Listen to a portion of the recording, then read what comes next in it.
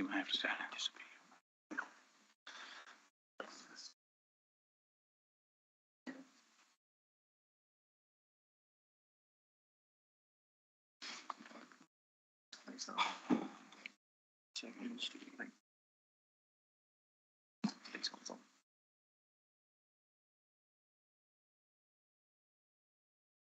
Welcome, Alex. You made it through the traffic jam. Well done.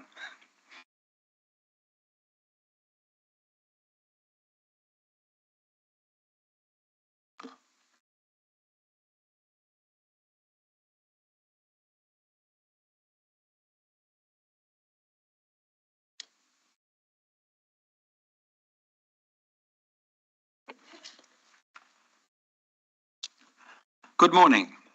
I declare this Kempsey Shire Council meeting open. It is the 21st of November 2023. I welcome everyone here or observing to Cinema 3 of Riverview Movies at Kempsey Central. This unique venue was chosen so a larger number of Shire community can attend and observe today's meeting. I remind all people attending this meeting that it is being webcast on YouTube with audio and vision. A recording of the meeting is available on the internet and is required to be available for 12 months. Private recordings, including taking photographs by members of the public gallery, are not allowed. Staff and accredited media are an exception. Please ensure all your devices, like mobile phones, are in silent mode. Councillors in attendance, and I'll ask them to put their hand up because we don't have labels on our desks today. Councillor Scott Butterfield, Councillor Alexandra Wyatt, Councillor Anthony Patterson, Councillor Kenny Ring. A bit of a challenge seeing people with this arrangement of furniture. Thank you. On my far right, Councillor Dean Saul, Councillor Simon Ferguson, Councillor Kerry Riddington, Councillor Arthur Bain. Council staff in attendance are Mr Craig Milburn, General Manager. Sitting beside me, Mr Wes Trotter, Director of Utilities, Mr Michael Jackson, Director of Operations and Planning, Mr Steve Mitchell, Director Corporate and Commercial, Mr Daniel Thorogood, Group Manager Governance and Information Services, and there's a few other staff around helping out, but they're not at the front here. Thank you. The core of this meeting, of course, is democratic decision-making for the betterment of our Kempsey Shire community. Today's main recommendation on the special rate variation application is item 10.1 on the agenda.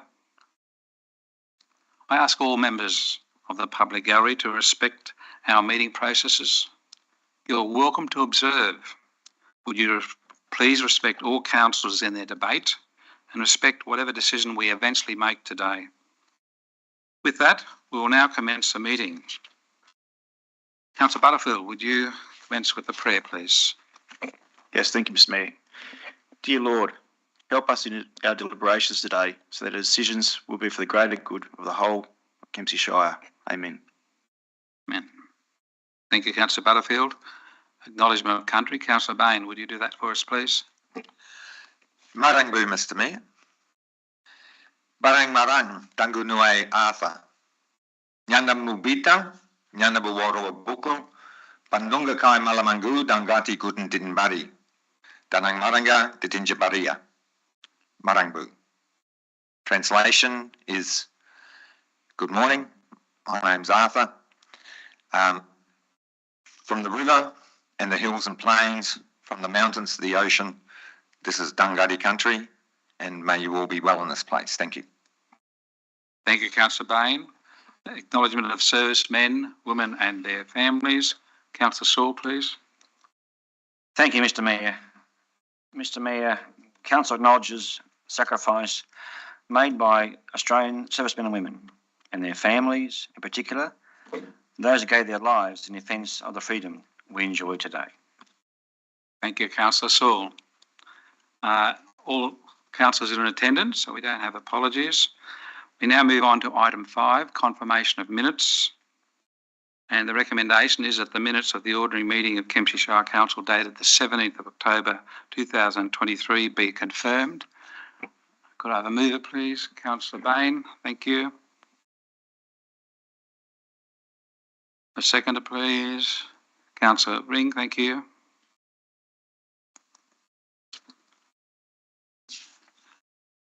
If there's no one wishing to speak, I'll put the motion. Is there any dissent to the recommendation? If not, I declare that carried. I'll ask now for disclosures of interest. Councillor Petition, please.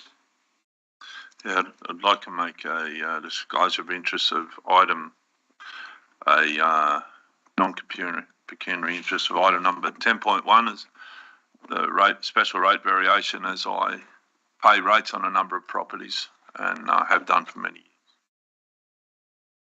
Thank you, Councillor Patterson. Councillor Wyatt, please.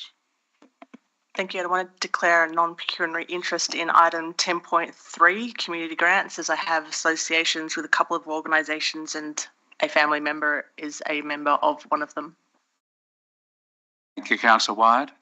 Mr. General Manager. Yeah, declare a non-significant non-pecuniary interest in item 11.1, the rescission motion, as it relates to my performance review. I will, however, leave the chamber for that, even though I'm not required to, just to allow the councillors a free discussion. Thank you, Mr. General Manager. No other declarations? Councillor Bain, do you have a procedural motion? I would like to, thank you, Mr. Mayor. I would like to move a procedural motion that councils bring forward items 10.10, the petition regarding the special rate variation, and 10.1, the special rate variation, to be dealt with immediately after item 7, items passed by exception. Thank you, Councillor Bain. Do we have a seconder for that procedural motion? Councillor Riddington. As it's a procedural motion, there's no debate. I'll put the motion. Is there any dissent? No dissent. I declare it carried. I will now deal with items passed by exception. Councillors, as per usual, you can withdraw any of those items without explanation if you want to speak on them or you wish to speak against. So you can withdraw any of those items and they will be dealt with in the normal agenda procedure numbers. Councillor Bain. Yes, I'd like, can we withdraw item 10.10, the petition of the special rate variation? Thank you. Thank you. I think it was already done by your procedural motion, but that's technical. But thank you, Councillor Bain. Yes, of course. For any councillors, if you wish to ask questions on any of the items, we can do that before we put the motion that we accept these items by exception.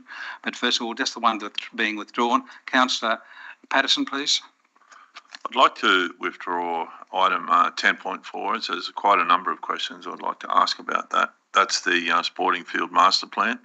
And also, I'd like to ask a question on item 12.2, Audit and Risk Committee, Improvement Committee minutes. Could I ask a question through to the General Manager?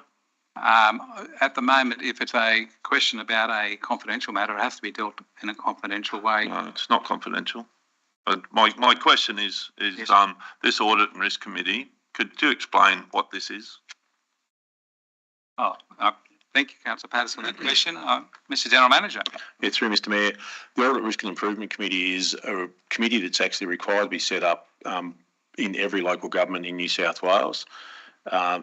The members of that are independently appointed. There are no council voting representatives on that. There is a councillor, in our case, Councillor Riddington at the moment, who is the council observer on that.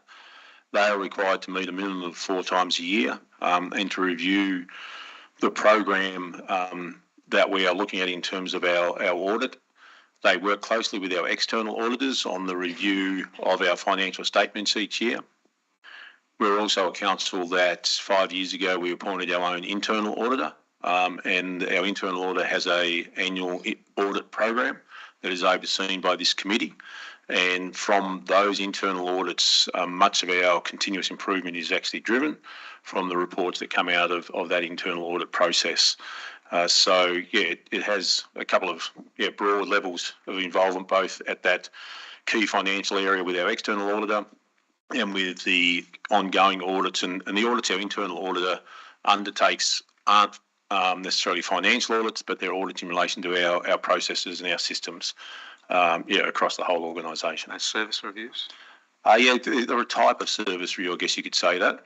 But they really get into the detail of what's happening across a whole range of different areas. We have a 3-year plan, and that's actually adjusted as required by the Audit and Risk Committee. And there's also, if we see something from a management perspective we believe that needs to be looked at, we'll actually get the internal auditor to actually undertake that.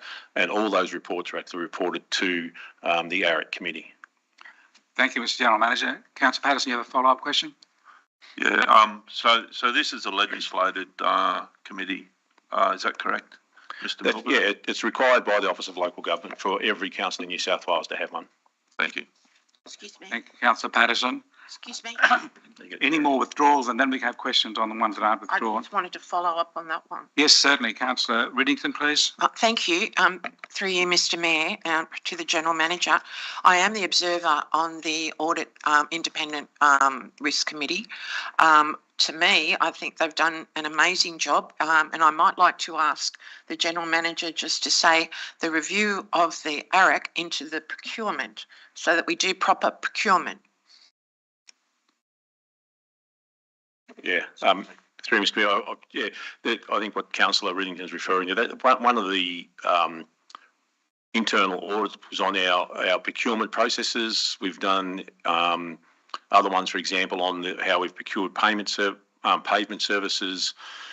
We've looked at tree management, our insurances, customer service areas, plant hire. We've audited our payroll processes. We looked at our pandemic responses, our road maintenance areas, our inventory management, landfill. So there's a whole range of audits that are actually undertaken by our internal auditor. Thank you, Mr. General Manager. You wish to add? Steve, maybe I'll add more detail. Mr. Mitchell. Through you, Mr. Mayor, just to add to that, in response to Councillor Riddington's question, we also provide quarterly reporting to the Audit Risk and Improvement Committee now in relation to procurements that are undertaken, so that they get full visibility where procurements have been undertaken, and where if there are any exceptions or deviations from our adopted procurement policies and procedures. Thank you. Councillor Patterson, you have another question? So I'd just like to confirm that procurement means purchasing. Yes, it does, Councillor Patterson. So at the moment, we're still looking at items by exception. We've had a withdrawal of 10.10 and 10.4. Are there any other withdrawals? If not, we will ask any councillors who have a question on any of the other items that are not being withdrawn. Nothing else being withdrawn. Are there any questions on the other items?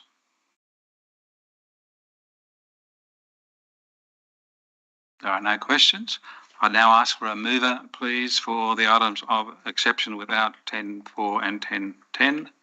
Please, a mover, Councillor Ring, thank you. A seconder, please, Councillor Saul.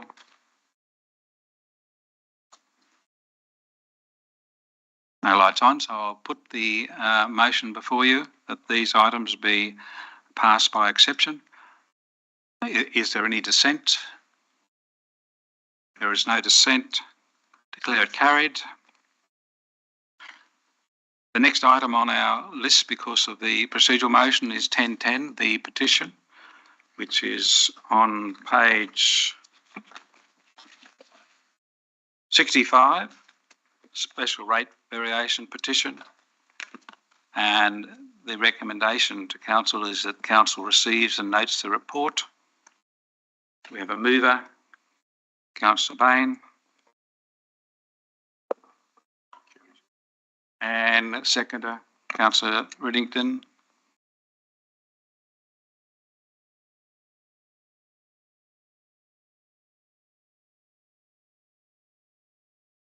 Because of the rules of the Code of Meeting Practice, we cannot debate a motion before us. Councillor Main, you can formally move it, please. Thank you, Mr. Mayor. So I formally move that we receive and note that report. Do I get to speak to it or not? Yeah. Yes, you may. Okay. The reason I moved it is I think it's. I thank the people of Kempsey for putting their community engagement together to bring this petition to us, and I think it's respectful to the community that we deal with the petition first before we deal with the substantive matter of the special rate variation. I'd like to note that in the petition, and from what happened at the public forum, there's concerns re hardship and intergenerational equity. There's suggested inequities to rating systems that we need to look at, capacity to pay, and the council's communication. So all of those things, I believe, we will note and receive and take note of when we're debating the special rate variation. Thank you. Thank you, Councillor Payne. As there can be no debate, but that's in the rules of our meeting. But you may ask a question of the procedure or the petition if you want any councillor to have a question.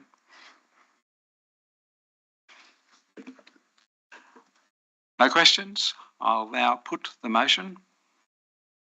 Is there any dissent? There's no dissent. I declare it carried that we receive and note the report. We now move to 10.1, special rate variation. It's on page 12 of the agenda. The recommendation is there. It has 11 recommendations that Council does. I could read it out, but I'd send you all to sleep, so I won't. I hope you have read it. I'd like to move it, please. Councillor Riddington.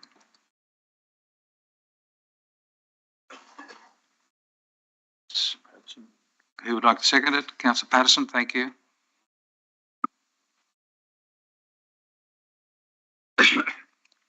Thank you. Councillor Riddington, please. Thank you very much, Mr. Mayor, and thank you and welcome to everyone here today. And thank you so much for everyone who came to the public forum last night. My heart goes out to you all, and I'm a ratepayer too. We're all ratepayers on this particular council. I understand and feel the anxiety and anger in the community. I recognise that and I respect that. However, and this probably will upset some of you, I personally believe that this is an application. It is not a vote for a rate increase. This is an application to IPART.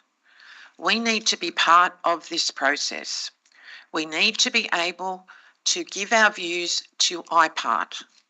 IPART has already just completed a review where they recognise flaws in the rate pegging system. We have a system over the last 30 years in New South Wales that I believe is fatally flawed. We have had rate caps put on council expenditure that are totally unreasonable. They're usually around between 2 and 4%. We cannot manage into the future with rate capping. The New South, excuse me, Mr. Mayor, can I please ask that gentleman to stop moving that sign? Is he distracting you? Yeah. Thank you. The person with the sign at the back, I'll give you a warning. If you move it again, you'll have to take it out. I don't mind the sign. Please just don't move it. I'm trying to give a proper cogent argument. Thank you. I'll finish if I could. Thanks. Councillor Riddington. We have to do our debate without distractions from members of the public gallery. By moving that about continually is distracting people. We've seen your sign, thank you, but please don't move it about again. Councillor Riddington, please. Thank you very much.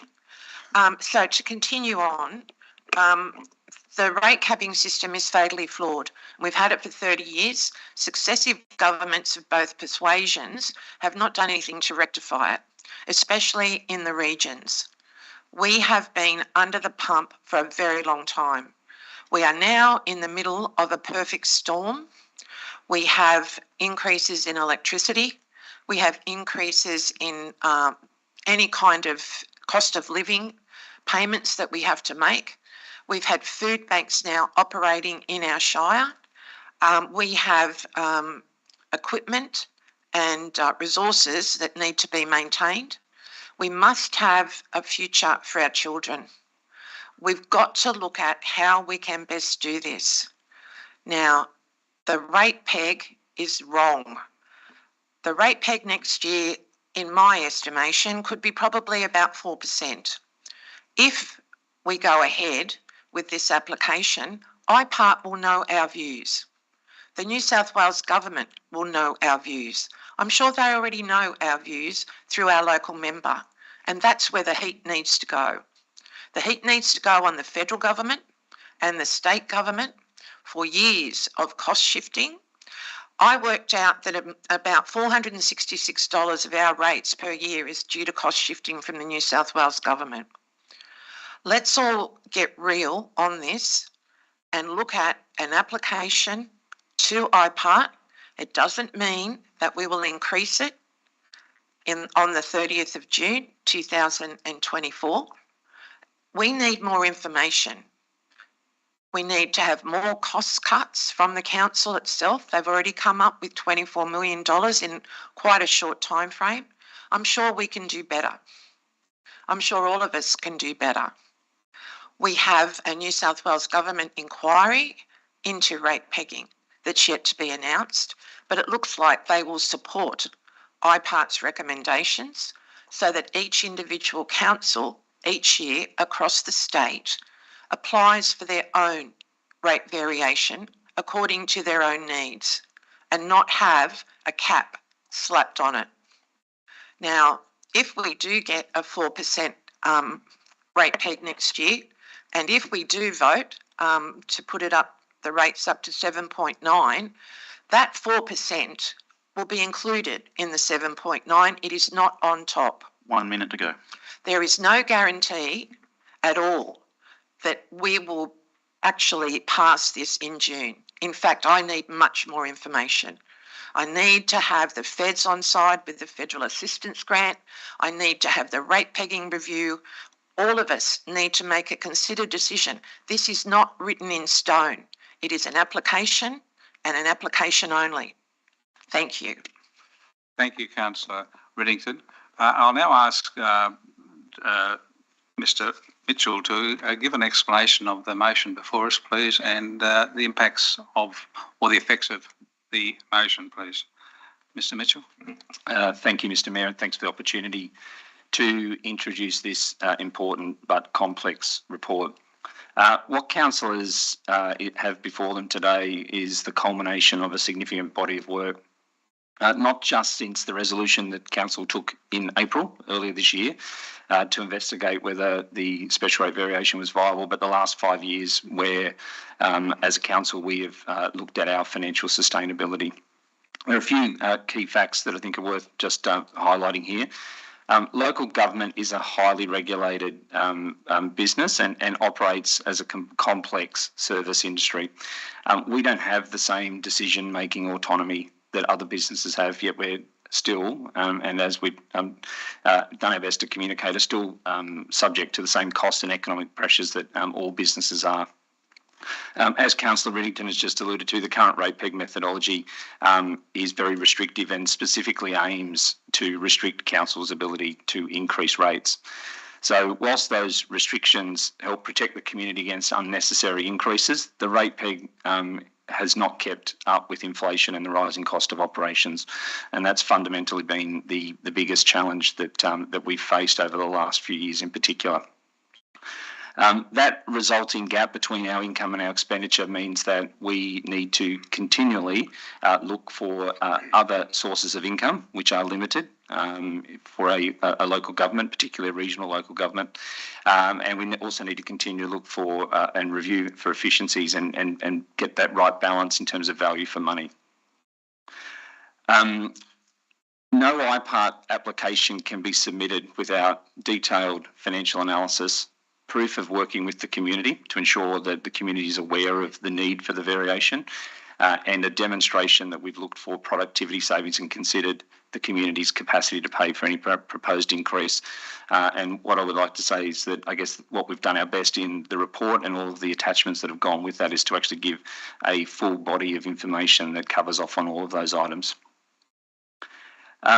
As Councillor Riddington alluded to, we've identified some savings already in terms of some of the financial improvements, and some of those have been where we, since the time that the long-term financial plan and those three options in relation to the special rate variation were taken out to the community, we are now aware that our financial assistance grant income is slightly higher.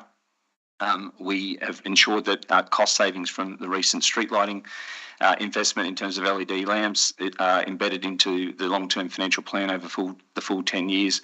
We've looked at our asset condition and made changes there in terms of the work that we need to do in terms of maintaining and renewing our assets. And a combination of all those has meant that the forecast borrowings that we had previously assumed are lower, and therefore interest expense on those borrowings is obviously lower as well. In addition to that, we've included a commitment to find $500,000 in permanent operational savings. So that's something that we've embedded in the financial forecast, but we'll obviously continue to look for further savings to reduce the impact of any potential rate rise on the community. So that has reduced that deficit down by $24 million, but that still leaves us with, at the moment, an unsustainable $79 million deficit over the next 10 years if nothing changes. The report's been very transparent in terms of presenting the significant community feedback, and we understand and have noted that resistance to the proposed increase in rates. We have gone through the process of making sure that we've engaged with the community as much as possible and make sure that there is a level of awareness out there around the need and the extent of that rate rise. The valid community concerns about affordability and cost of living pressures have been considered in the capacity repay report, and the combination of the feedback that we've got through the community engagement process, the capacity to pay report, has meant that options 2 and 3 were very quickly ruled out as not being viable at this stage on the basis of affordability, and so those options were quickly discarded. We've undertaken a review of our debt recovery processes and our hardship relief policy, and both of those have been attached to the report, and they will go out on exhibition. That's ways where we can look to make sure that we manage any potential disadvantage that an increase of rates will pose to the best of our ability. Like everything, though, some of those support mechanisms are restricted, I guess, in terms of what we can do and what's allowable under the Local Government Act. But our commitment is to be more proactive in terms of exploring all options in terms of the support that we can provide should these increases take effect. The revised option of 42% cumulative increase is over 3 years. What that would mean... Can I keep going? What that would mean is that would return us to, I guess, a more financially sustainable position and enable us to maintain our assets, and particularly our road and transportation assets, at their current standard. For some people in the community, that level of maintenance, particularly in relation to our roads, may not be good enough, but the money required to increase that service standard, given that we've got 30,000 assets, run into a level of investment that we just don't have, and that's why we've ruled out options 2 and 3. The recommendation, and Councillor Riddington did allude to this, is to make an application to IPART. And we've very deliberately made the first year of that 3-year increase at 7.9%, which includes the rate peg in the first year. That equates to, for an average residential ratepayer, equates to an increase of $101 over the first year. And as Councillor Riddington mentioned, a rate peg in the vicinity of 4% would not be unexpected, which would still result in a $50 increase, even without any special rate variation on top of that.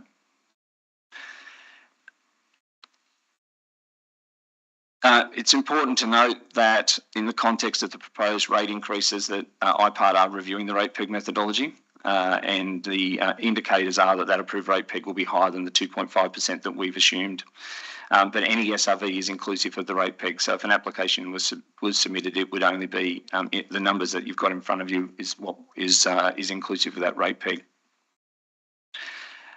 This issue is complex. It's shown by the volume of information that's there. There's literally hundreds of pages in the attachments,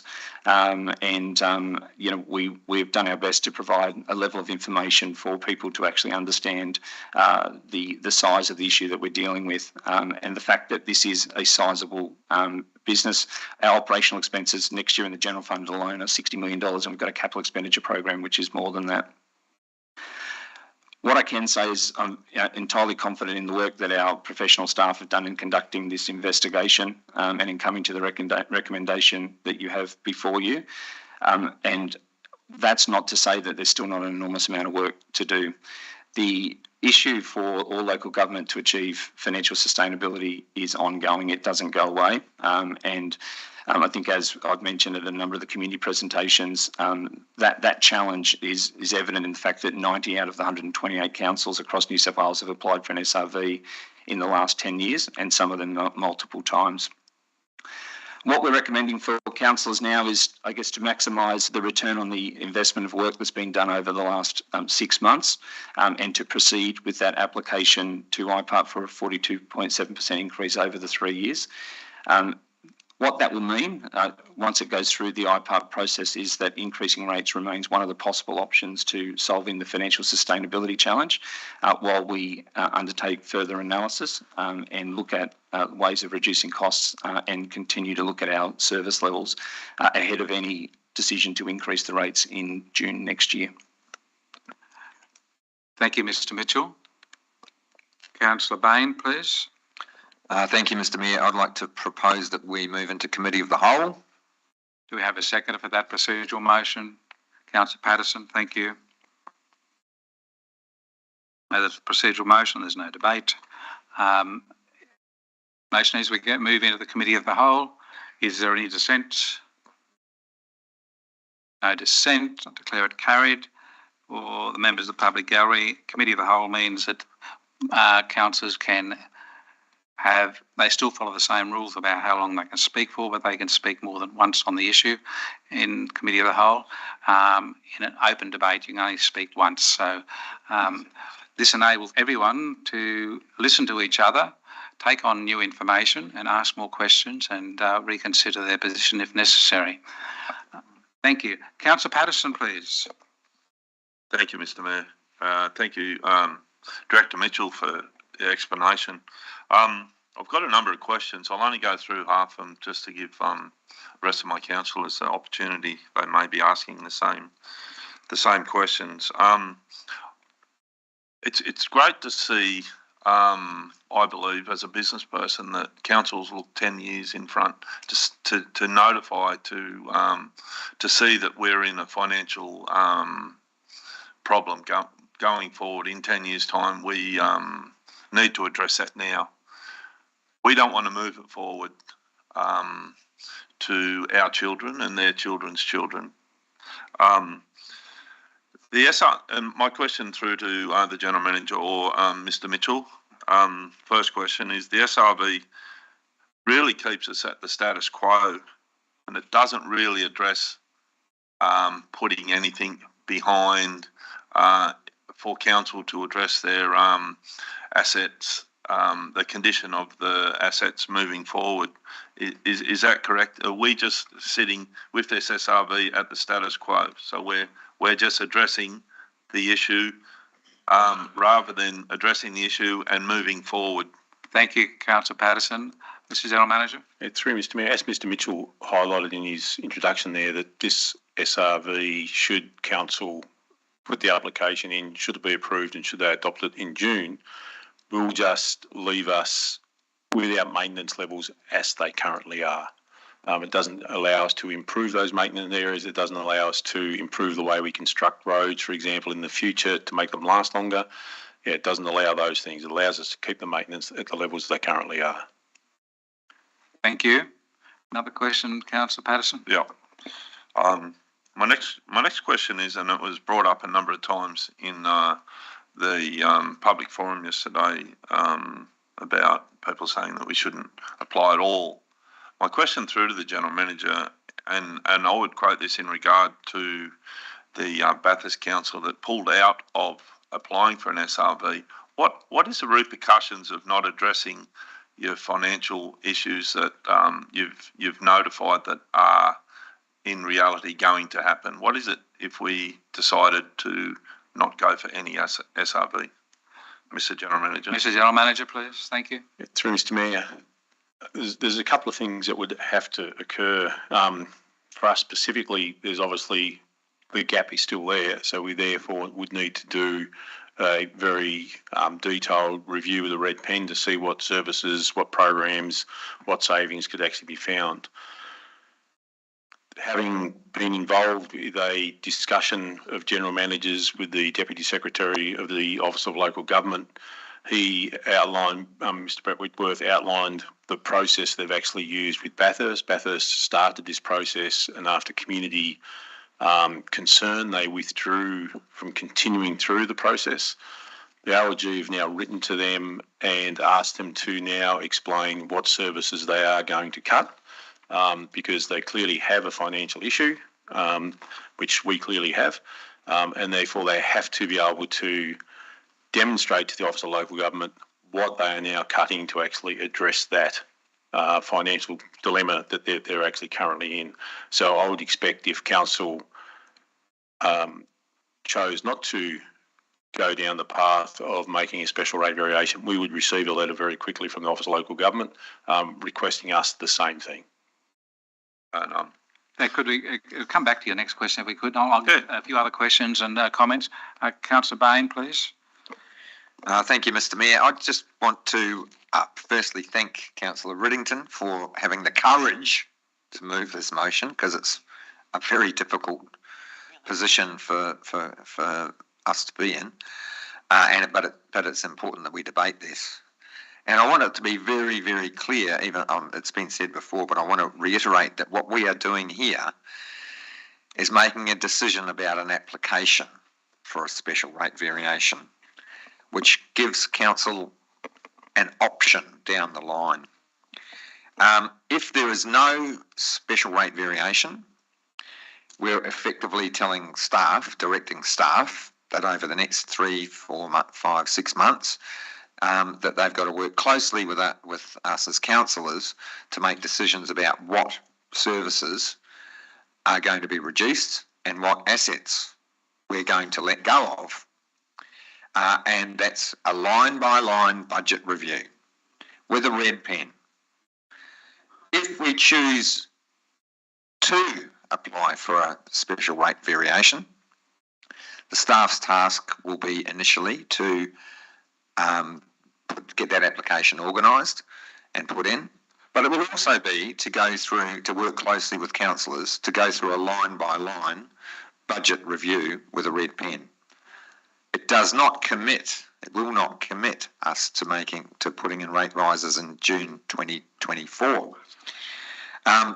The documents related with the hardship policy, etc., will go out on public submission, so there will be continued opportunity for public to have input. And when it goes to IPART in February, if it goes to IPART in February, then they will receive public submissions. And then when whatever recommendation comes to the June 2024 meeting regarding rates and charges for the 24-25 financial year, there will be a further opportunity for public submissions. So we're not saying, what we're saying is if we choose to go with this, it's opening an option. There will be that continued service review, and our councillors will be proactive in analysing the budget, more proactive than we've been in the past. I have to acknowledge that that there have been issues in the past, and that council, myself, I have been on a learning curve, and I'm looking forward to that education about how the budget lines work, and I'll be in there. in terms of community, the response to the community petition and the community concerns, in item 11 in this proposal, it outlines the analysis and service reviews, identifying cost savings. I hear about the inequities of the rating system, and there's a review, so we're putting in a review of the rating system that at the moment everyone pays the same base, and then it's ad valorem according to the value of your property. So that we heard Mr. Duff last night with the New South Wales Farmers Association raising concerns. I've heard coastal communities raising concerns about an inequitable impact. So we'll be looking at that. We'll be looking at communicating how council are putting in a communications plan to ensure that you and ratepayers and residents, because let's not forget it's not just ratepayers that are going to be impacted. Capacity to pay will also affect renters, as was outlined by one of the speakers last night, that costs for renters will costs to ratepayers will be passed on. Landlords will pass the cost on to their tenants. So ratepayers and residents to understand what the impact will be of future rate increases and what processes are available to support people that are facing financial hardship. Nobody wants to see businesses close. Nobody wants to see people unable to live in their homes. There are options, and we will work towards them if we decide to go ahead with creating an option for a special rate variation, but we're not committed. If we do decide that today, we're not committed. It'll be a decision made in June 2024, and who knows about state cost shifting is under review, federal financial assistance grants are under review, and our costs and our efficiencies are under review. Thank you. Thank you, Councillor Bain. If I could ask a question, then I'll come to Councillor Sewell. Mr. General Manager, there's a report from a consultant that talks about a special variation, and we're talking about a special rate variation. Is there a difference, or is it the same thing? Yeah, through Mr. Mayor, it's the same thing. IPART actually used the term special variation, and hence the consultants have actually used that term in their report. We use, and commonly in the industry, it's actually called a special rate variation, because as ratepayers, we understand what a rate variation actually is, but the special variation is a term that IPART uses. Thank you very much. Councillor Sewell, please. Thank you, Mr. Mayor. Mr. Mayor and councillors. Now, we've heard, I'll come a bit closer. We have heard and discussed in this room and in our briefing sessions all about welfare for the community, which is a very important part. But Mr. Mayor, I'd like to raise the issue of welfare for our staff. Mr. Mayor, I've had several phone calls from our staff very concerned about job losses if we have to go out and cut by, it's been termed, $8 million straight up. Mr. Mayor, those people are our neighbours, our friends in the community. They work with us and they're a part of us. And they're very concerned that because we won't pay $2 a week extra, that they can be put at risk. Now, many of our staff are single parents, one working families, and they are very concerned that they will be on the chopping block if we don't go ahead with this SRV. So what I am urging councils to think very carefully about this is making sure our council staff, who have been under enormous pressure, the staff in the finance, engagement, but even our chaps out in the community have been copying abuse by many who unfortunately don't know better. But the point is they don't seem to have any consideration for our community and the people who live in it. So I urge you to support this SRV so we can retain our staff, because they are the important part of our community. Thank you, Mr. Mayor. Thank you, Councillor Sewell. Order. Do we have any other speakers? Councillor White. I have a lot of questions, and I just want to ask a procedural question. When we come out of the committee of the whole, do we still get to speak on this motion, or are we going to go straight into the vote? It's up. When we come out into the open council meeting, you can continue debate, but you only get one chance to speak, and you can only speak for 5 minutes. Yeah. Okay, thanks. Okay, so I will just go into my questions. I have a few on topics, if I may. The first one, I just wanted to ask the question around the financial sustainability program. There's a bit of a perception that, this is risen out of the blue or behind closed doors. And can you just explain the financial sustainability program and the roadmap? And these are in this is in one of the other items today. So Director Mitchell, can you explain the financial sustainability program and the financial roadmap? Thank you, Councillor Wyatt. Mr. Mitchell, please. Through you, Mr. Mayor. Thank you, Councillor Wyatt. The financial sustainability journey that we've been on has been since 2018. So very soon after both the General Manager and I commenced, one of the first things we looked at was the financial challenges that Council faced, and particularly in relation to financial sustainability and what our approach was going to be to address that. What we did do in April 2019, the first version of that financial sustainability strategy was adopted by Council.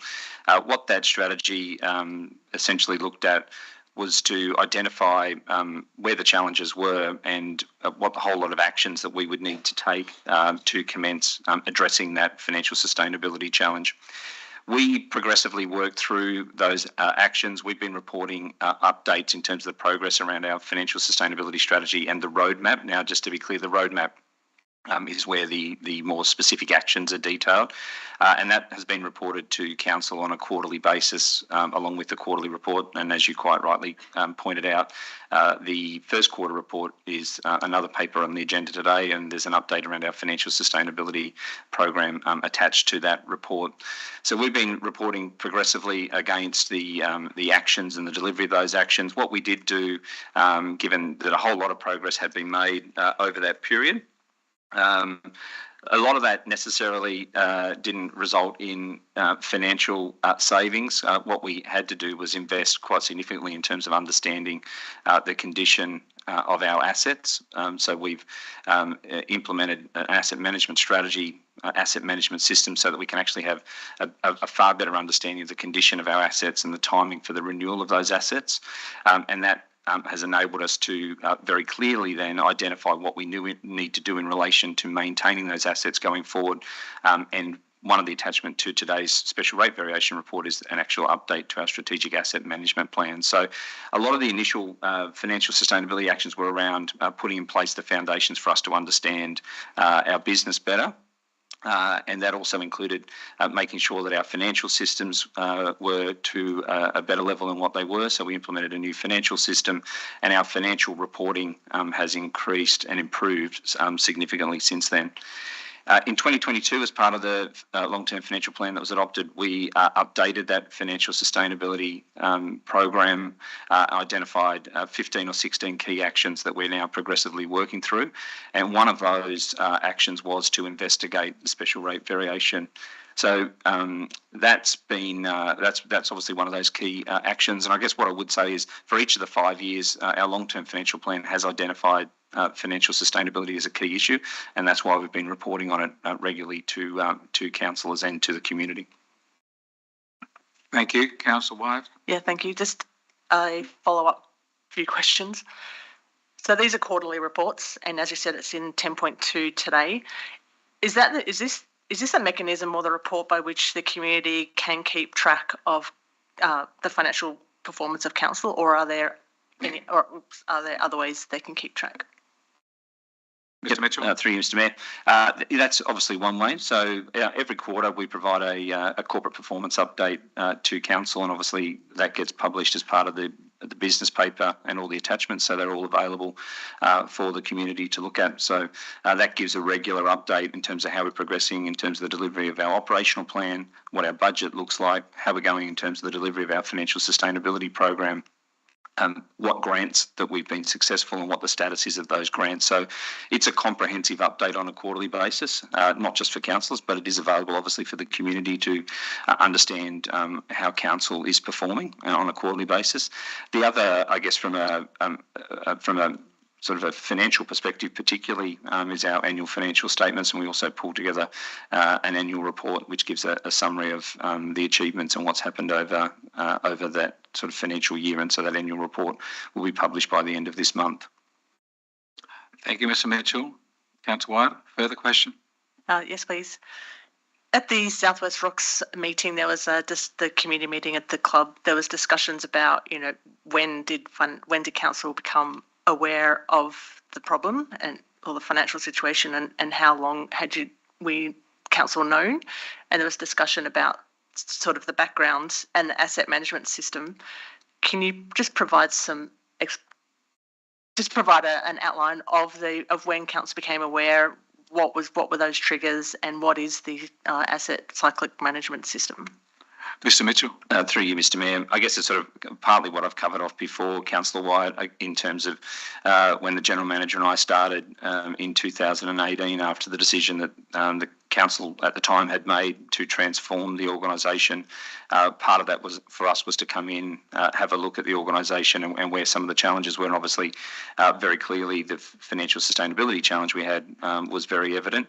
And I guess in terms of for the General Manager and I, that was the first time it became apparent to us that we had some fairly significant challenges, and as I said, that's why that was, I guess, the impetus for us then to develop that financial sustainability strategy and the roadmap to try and identify a clear path forward to address some of those issues.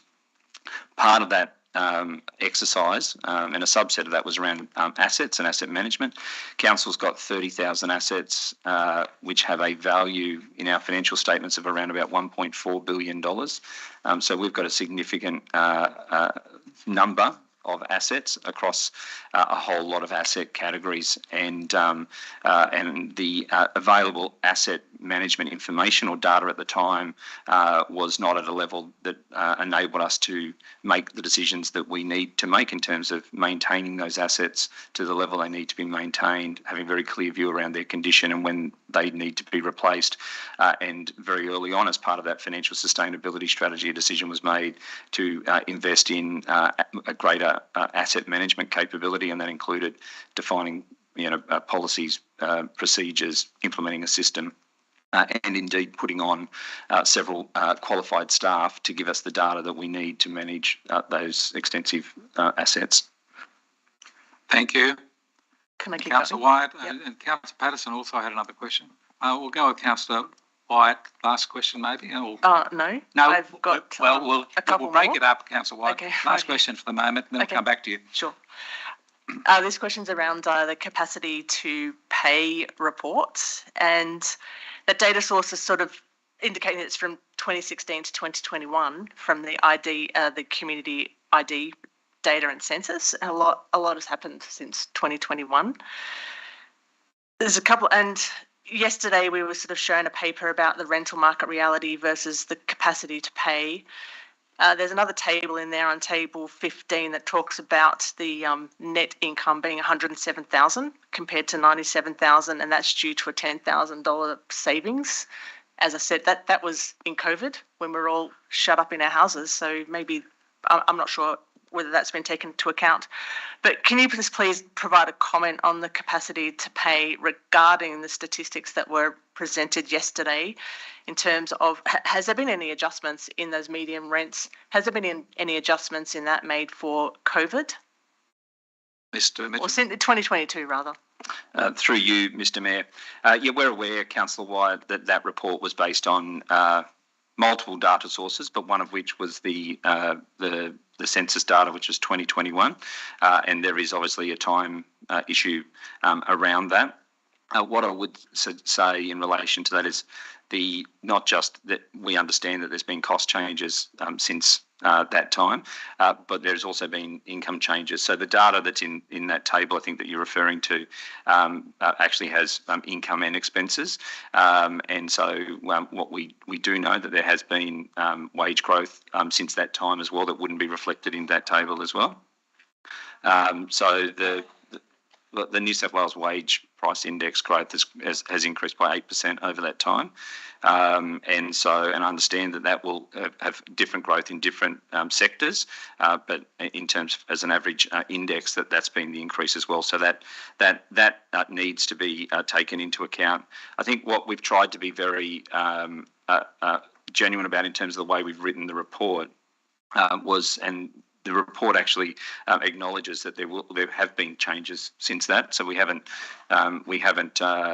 not considered that, and that was part of that decisioning. As I said early on when I introduced the report, was that the part of the decisioning around removal or discarding of options 2 and 3 was a combination of the capacity to pay report, understanding that there have been changes since the time of that data that formed the basis of that report, as well as the significant community impact and community feedback, I should say, that's been received as well. So that was sort of taken into that decision at that time. And so we understand there's been some shifts. We understand also there's been some shifts in the income as well. And I guess where we got to in terms of the recommendation was to put aside options 2 and 3. I'd try to identify as much savings as we could in terms of reducing that impact down to 42.7% as the recommended option, but then very clearly have a first year impact of 7.9% on the basis of a couple of factors. One, to provide, should council resolve to make an application to IPART, should that application be approved, and then should councillors implement that rate increase in June, that 7.9% has been specifically targeted as a lower number to give people time to prepare. It's a lower increase. And so that to limit that, but more importantly, it actually gives council staff, and to pick up on what Councillor Bain said at the start of his presentation, was around council staff time to look at the costs and to try to identify further savings as well, so that could mitigate some of those future increases. Thank you. Councillor Patterson, then Councillor Ring. I'll come back to you then, Councillor White. Thank you, Mr. Mayor. Oh, Councillor Butterfield up the end. Sorry. You're right. You're right. The new way of looking at things, you've got to really stare. Thank you. Then Councillor Ferguson. Thank you. Thank you. I'll just ask a couple of questions through to Mr. Mitchell, the General Manager, in relation to service levels. And in the report here that we've got the satisfaction that we got 52% dissatisfied or very dissatisfied with service levels that have been supplied by and looked after by our council. So my first question is, based on service levels considerations, this is based on the report from council where we survey. Number one here, which of the services would you be happy to cut? Okay, number one here is the airport. So if we as a community benefit from the airport by having access to emergency planes, the RFS, etc., what is the ongoing cost of the airport? And are we regulated in the fact that we have an airport in our town? Are we regulated by what level it has to be maintained to? Thank you, Councillor Patterson. Mr. Milburn. Yes, Mr. Mayor, I'll add some of this. Mr. Mitchell might have a specific number, but I think it's about $500,000. Yeah, I'll get Mr. Mitchell. To maintain the airport at the current coding requires a certain level of the runway and the aprons, the taxiways all have to meet a minimum standard. So, for example, we actually are now required to invest about $11 million into those runways to actually keep them at that standard. Council could make a decision to lower the coding, which would see the runway potentially being maintained or less being invested in it. It would also mean that the type of planes that could land in there would be different as well. The airport was donated or gifted from the federal government back in the 1930s. For council to divest of it, there is a lot of work to work out whether that actually in fact can be done or can't be done, depending on the wording of that deed. As was raised by one of the speakers last night, we do benefit from having emergency services, ambulance, the RFS aviation, all fly in and out of there in times of disasters. It's one of the places when we have major floods that you can still get in and out of. We've given our geography and how the place floods all over and pretty well everywhere is inaccessible in a major flood, but you can at least get people in and out of the airport. So for council to actually look at divesting itself of the airport, it is a very, very costly asset, and there need to be careful consideration about what's the current cost benefit of that. And I'll just get Mr. Mitchell to outline the exact costs that, it is costing us each year. Thank you, Mr. Mitchell. Yeah, through you, Mr. Mayor. So the General Manager was quite correct. The ongoing annual operational cost for the airport, net of revenue that we get from users of the airport, is between $500,000 and $600,000 a year. That doesn't reflect capital expenditure, and the General Manager did make reference to particularly one of the major capital expenditure projects that we've got out at the airport, which is the runway rehabilitation, which is estimated to be in the vicinity of $11 million. We've got Commonwealth grant funding of around $5 million to go towards that, but that's $6 million still that council will need to put in terms of that runway rehabilitation project. I would just add, I guess, in relation to that and to what Councillor Patterson alluded to, that did come through quite strongly in terms of the feedback as part of the survey and also at some of the community presentations around the airport and the cost of that. And I think people understanding that, as our council report indicates, we will and are committed to undertaking a review of that, as we will for a whole lot of other services. But we will undertake a review of the airport and what the options are. And as the General Manager alluded to, there are certain specific legal questions and other operational questions that we'll need to consider as part of that, but that's something that we will undertake over the coming months. Thank you. I've got two more questions that continue in relation to this on the survey. The next question was about... Thank you, Councillor Patterson. Sorry, thank you. The next question is, in the survey, there was a very high number of responses saying that another thing that could be reduced would be community events. I do believe that the majority of events are funded by different government or community agencies.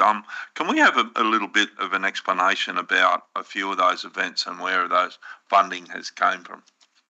Mr. Mitchell. Yeah, through you, Mr. Mayor. This has probably been one area where there's been less understanding of the funding source for some of those events. And so we, over the last 12 months, have delivered a couple of fantastic community events. So as examples, we had the Macleay Music Muster and also Sky Stories out at Southwest Rocks.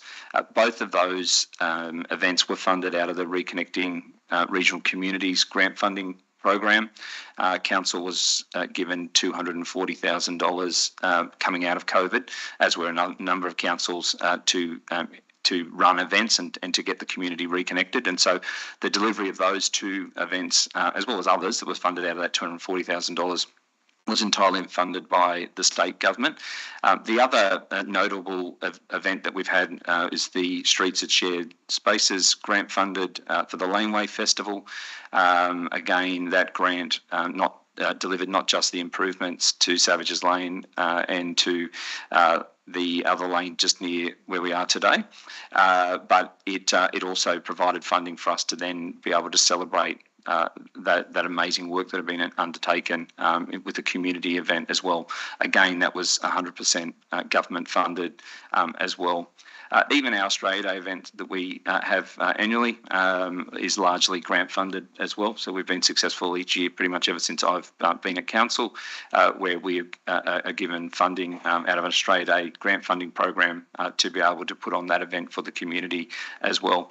Outside of that, we have very, very little community events that are funded from the general fund, and so it would be, $10,000 to $20,000 probably in total of funds that are from general ratepayer funds that are used to fund other events.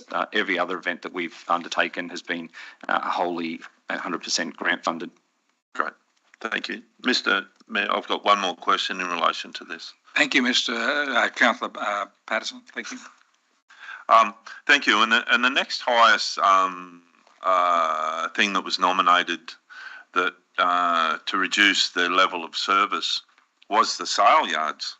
So the sale yards is something that has had massive grant funding put into it. So could I have an explanation just on what that funding was and what Kempsey Shire Council's future may behold for the sale yards? Is that something that we're going to maintain forever, or is that something we're going to lease out, or do we already lease it out? Thank you.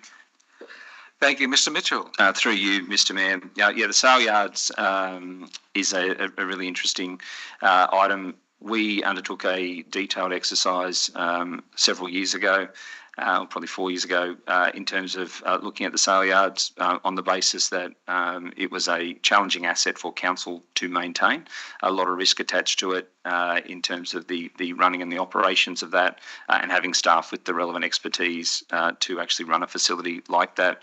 The result of that was that we went through a process and the sale yards are now leased out, and so Kempsey Stock and Land have undertaken the lease and the running of the sale yards on a long-term basis.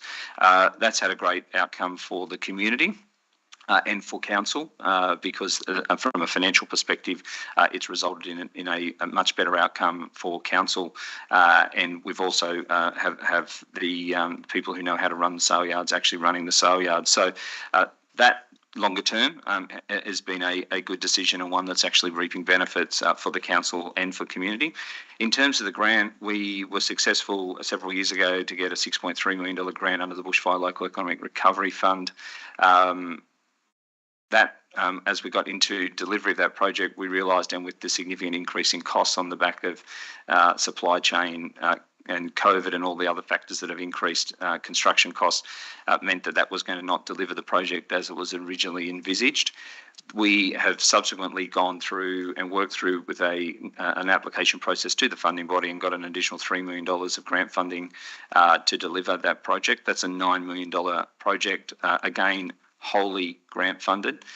It will substantially improve the sale yards as an asset, so it will maintain that asset.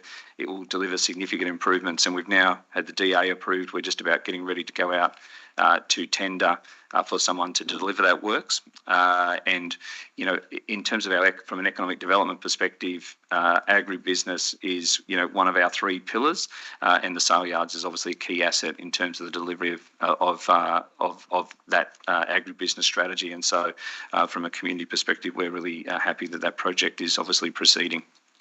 Thank you, Mr. Mitchell. The next questions or debate, so you can actually speak to the motion.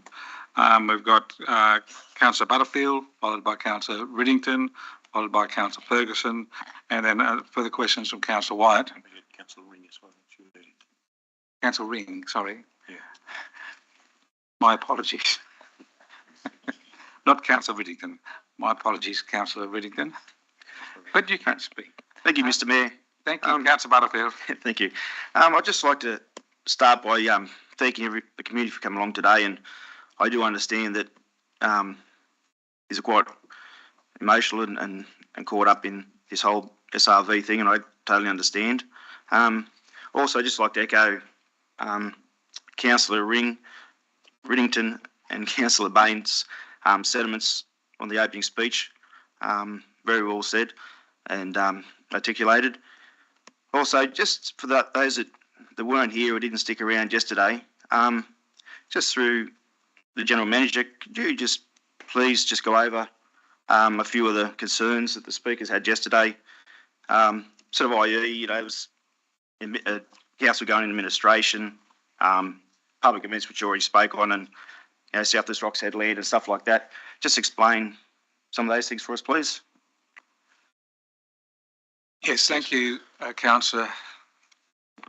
Mr. General Manager, please. Thank you, Mr. Mayor. I will. I'm just holding for one reason, is that we've actually literally just been informed that the rate peg for this year is between 4.5 and 5.5%.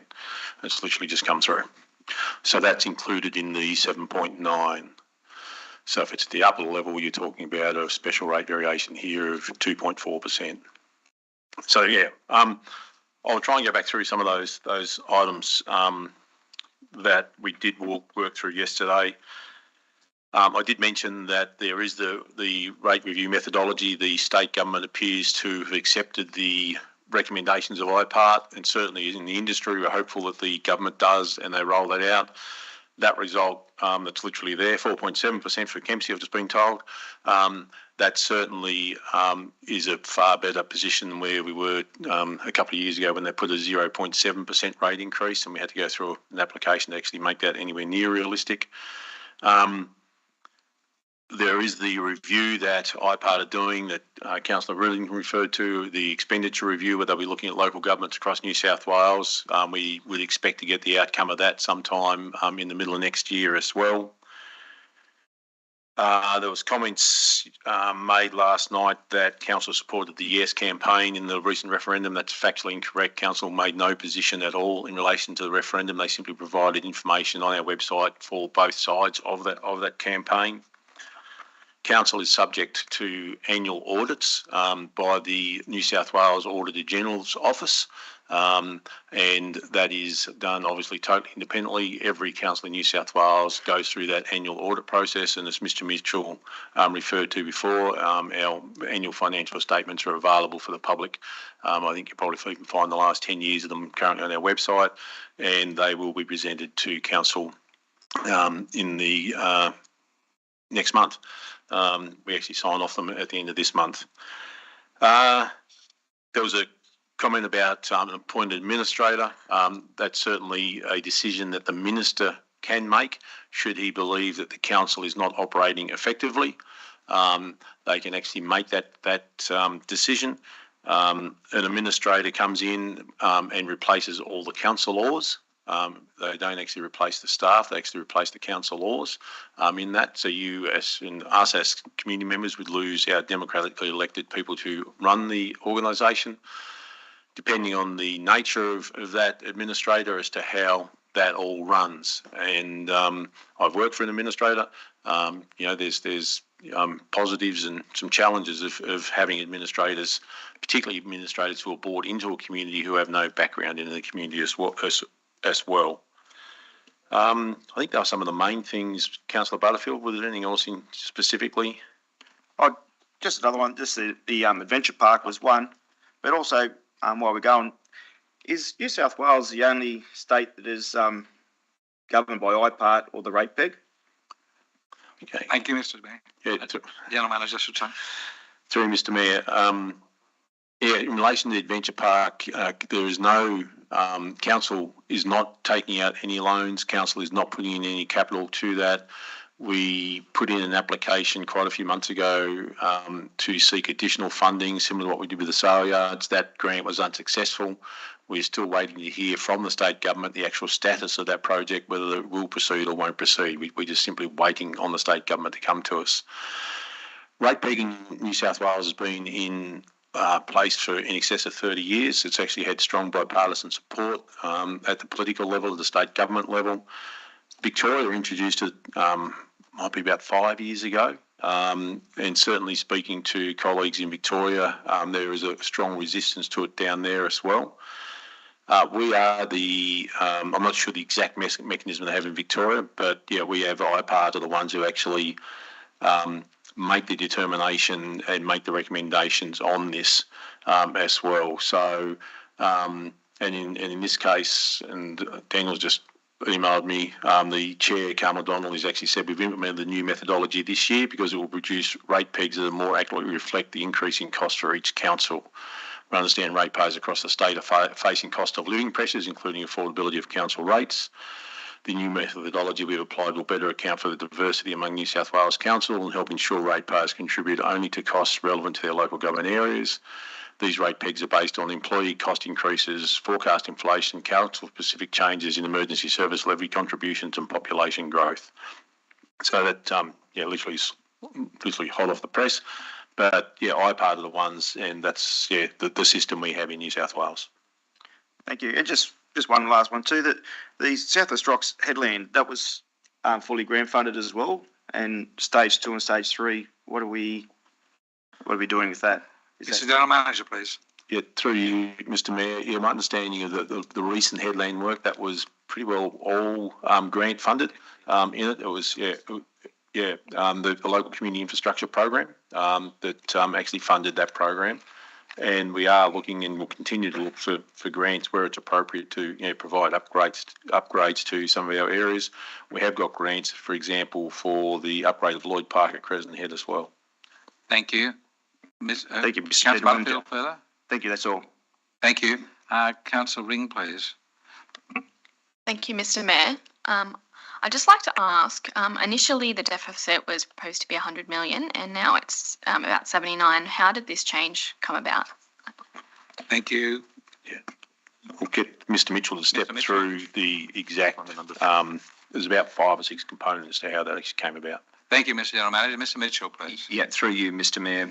So the original deficit was based on the long-term financial plan that was prepared earlier in the year. And since the time of that plan, and after we had the resolution from council in April to investigate special rate variation, we've gone away obviously and not just undertaken the community engagement component of that work, but also looked at our financial forecasts. So there's about 5 or 6 key items. So one of those was in relation to the financial assistance grants that we get every year. The final figure that we received ended up being more than we had forecast and thought that would be. And so round numbers, that's about $500,000 a year. So we've been able to reflect that in our forward financial forecast. Street lighting, so we embarked on a project recently to replace the majority of the street light or public lighting lamps with LED. So that had a cost which was funded out of our environmental levy to change those lamps to LED. The benefit of that is not only is it environmentally a better outcome, but financially it is as well, because the consumption from an electricity perspective is a lot lower. We had included the first year of savings into the budget in relation to those, but hadn't factored that into the outer years. And so that correction was made, and that contributes around about $160,000 to $170,000 a year of electricity savings. So that was factored into the forecast. We also looked at our backlog. So to pick up on the comments I made before around asset management, we've gone in and looked at the actual backlog and through interrogation of that data around what work actually would need to occur. And so some of those changes were made in terms of what the required asset maintenance would be, and that has reduced the forward forecast in relation to those costs. We included the $500,000 of permanent savings from I guess, productivity or other cost savings. So that's the commitment for us to go away and look and identify $500,000 of savings. So obviously over the 10 years that equates to over $5 million.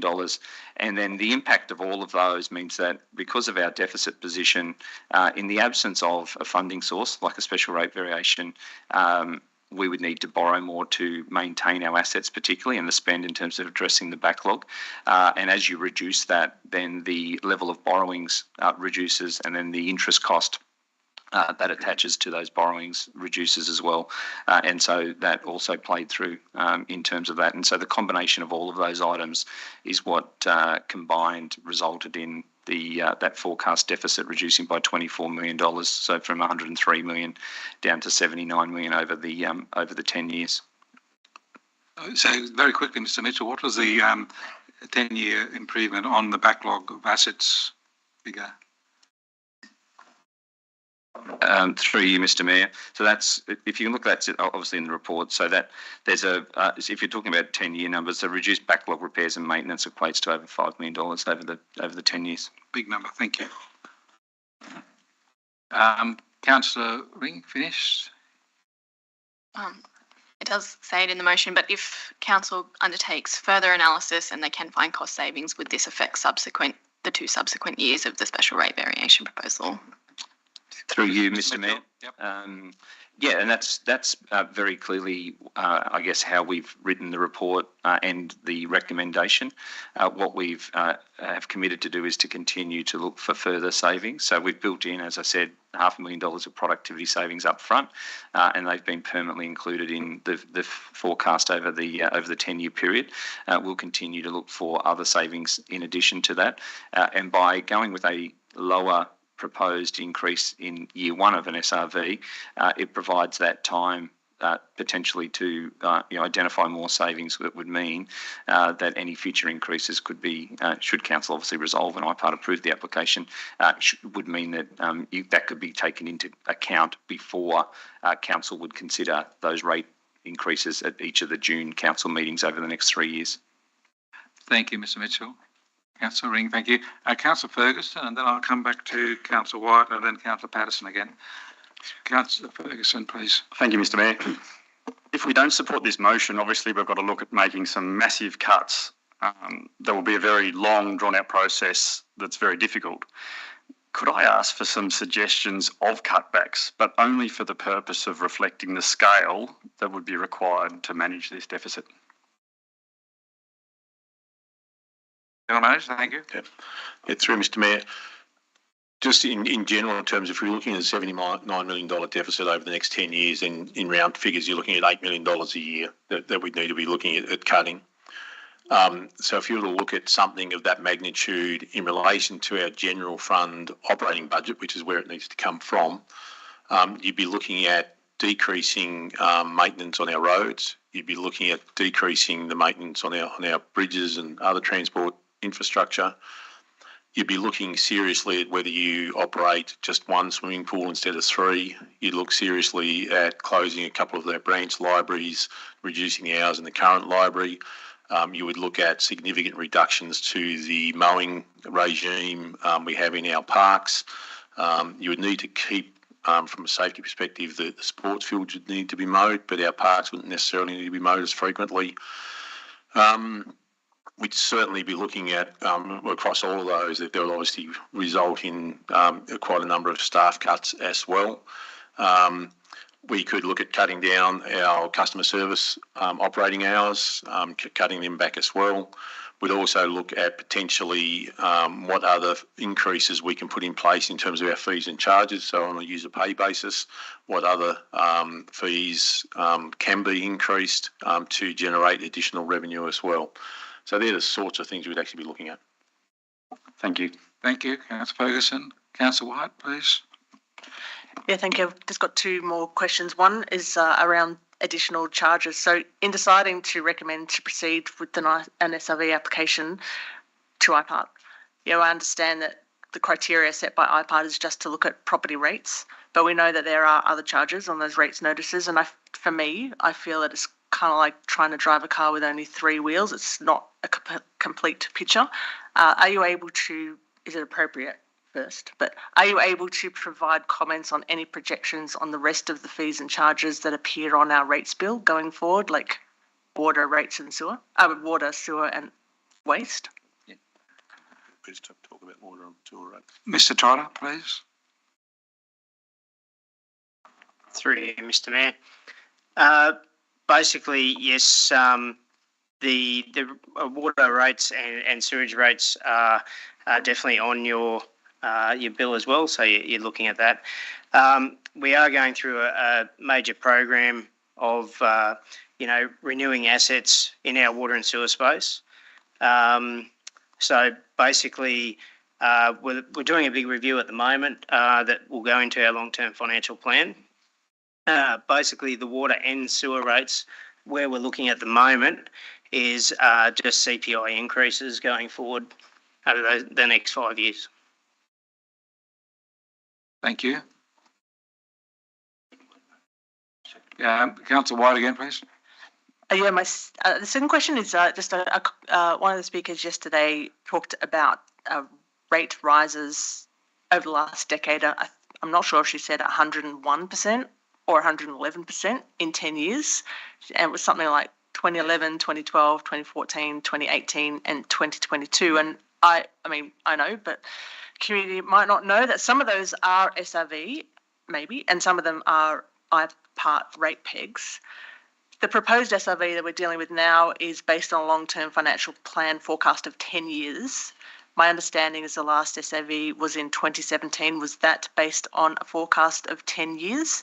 And can you explain the comment yesterday about whether it was 101% increase or 111% increase? So all of those rate rises in those years. Yep. Mrs. General Manager. Yeah, through you, Mr. Mayor, we can clarify that figure. Since 2013, the cumulative rate increases that council has received is actually 66.05%. It's not 100%. There have been approved rate increases from IPART in that, one specifically around roads, where the funding has to go into roads and is reported annually on how that expenditure is actually made. And another one was a 4% increase to ensure that the existing environmental levy was maintained as part of the rate base, and that brings in around $800,000 to $900,000 a year through the environmental levy. What was the other part of the question?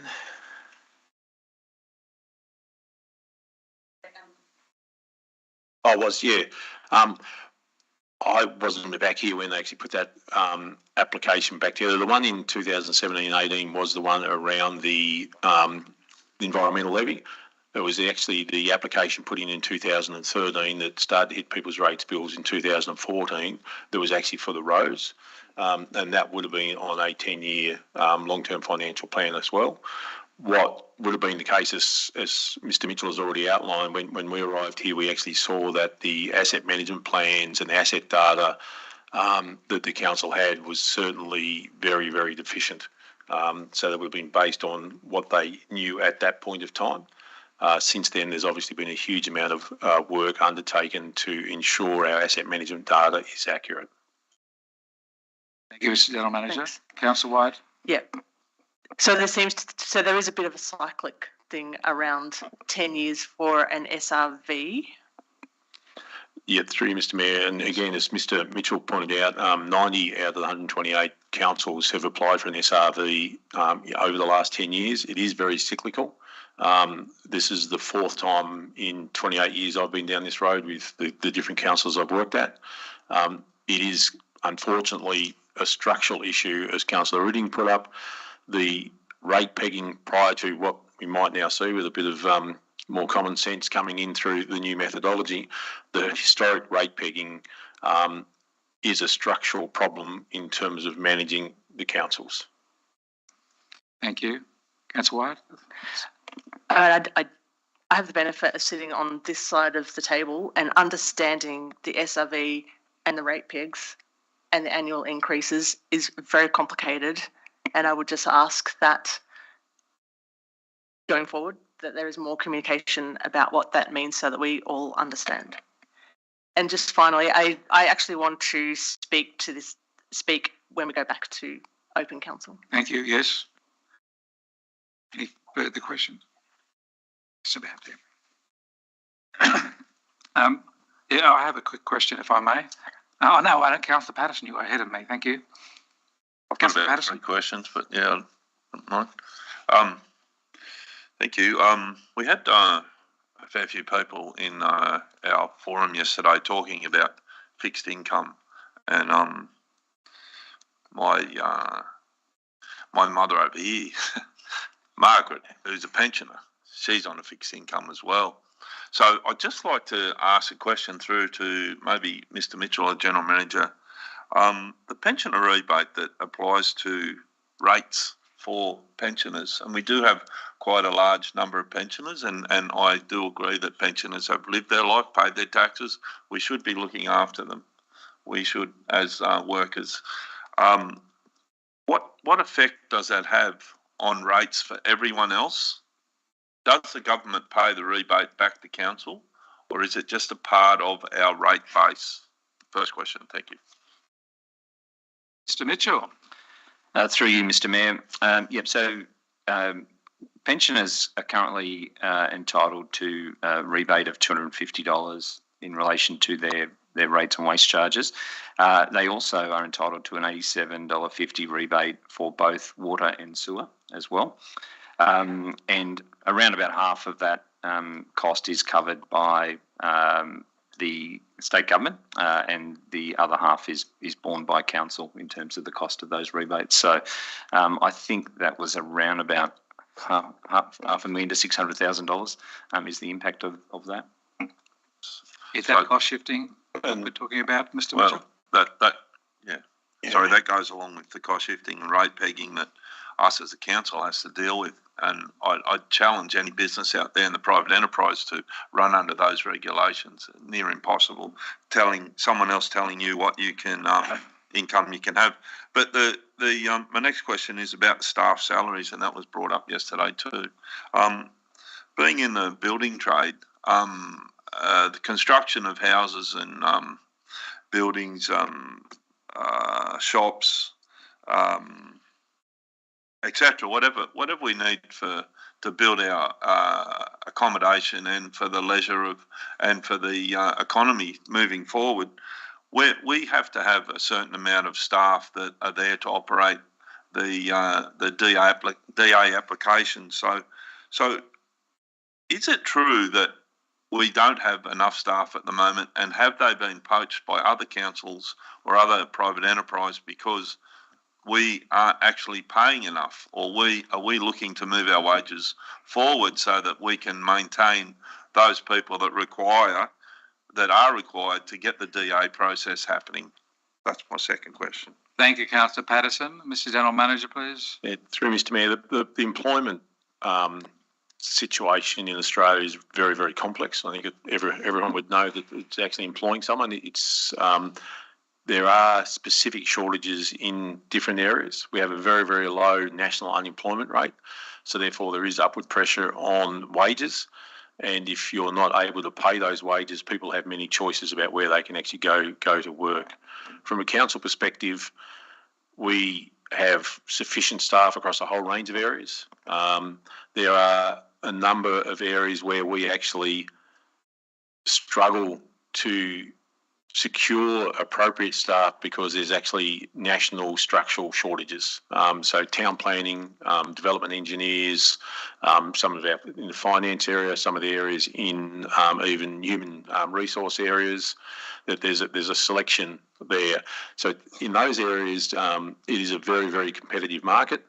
And if you aren't willing to match that market either in salaries or in other benefits, working from home arrangements, things like that, you simply will not get those staff. We do see staff at the moment across both professional and also our trades and labour area, where you've got large projects such as the bypass at Coffs Harbour. We've lost staff to that project. There's gone up there. We've lost staff to government planning staff, engineering staff, to government departments that are able to pay a lot more than what we can. We've had a situation, just as one example, we've got a very, very good young fourth-year trainee cadet engineer, and she's already been approached by a number of private companies to go and work for them. Thankfully, she stayed with us, and we'd like to keep here. But that's the sort of pressure we're under, is that there is constantly people looking to take other people to be headhunted. So it is a very, very competitive market, and to be in that market, and particularly in those jobs that are really hard to get, we have to be competitive. Thank you, Mr. General Manager, and I'm going to ask a question that will come up after we've had our break. I'm going to be asking about the impact on the different rate categories across the Shire. But right now we'll adjourn for morning tea, and we'll reconvene here at 11 a.m. Thank you, everyone. And then I'll come to you, Councillor Bain.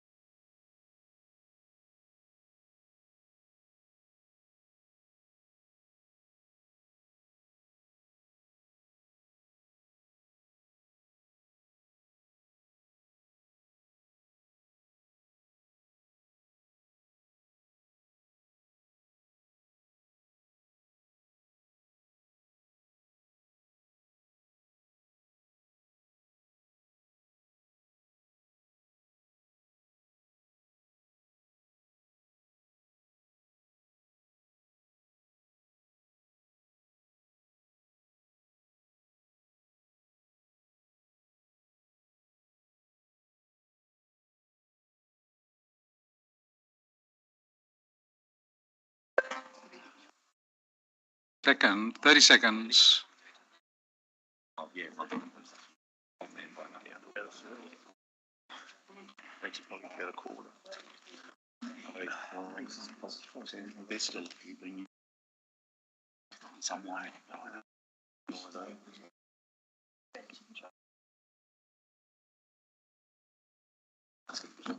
It's been almost where I'll be 15 seconds.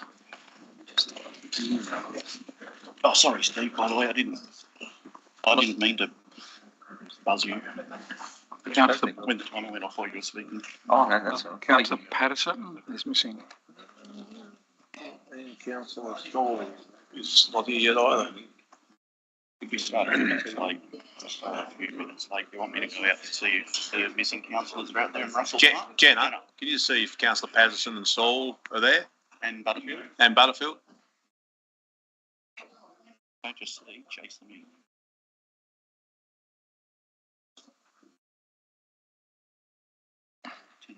So, yeah.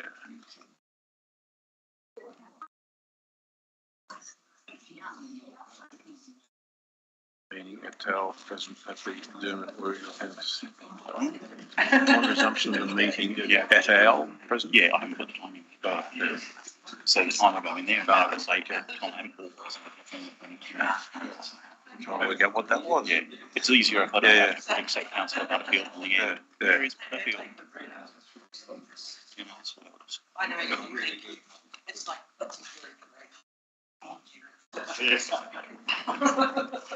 Okay. Does he know he's got like 80 people waiting on him? There he is. All ready to go. Right. Welcome back, everyone. We come to the second part of our council meeting here in the cinema, a unique event. I was going to start off with a question to Mr. Mitchell on the impacts of the rate rise over the next 3 years. If it's adopted in June, we'd be adopting the 7.9%, and the following year, June 25, it would be another 15% on top of that, and in June 26, it would be another 15%. But that's in the application. Of course, each year in June, councillors will be making the decision on what the rate will be. So if I could ask Mr. Mitchell to go through the impact on different areas of the Shire and business and residential. Residential and farming. Yeah, farming, is it? Yeah, residential and farming. Yeah. If you could, Mr. Mitchell, if we can get that up on the screen so the gallery can see what we're talking about. Thank you.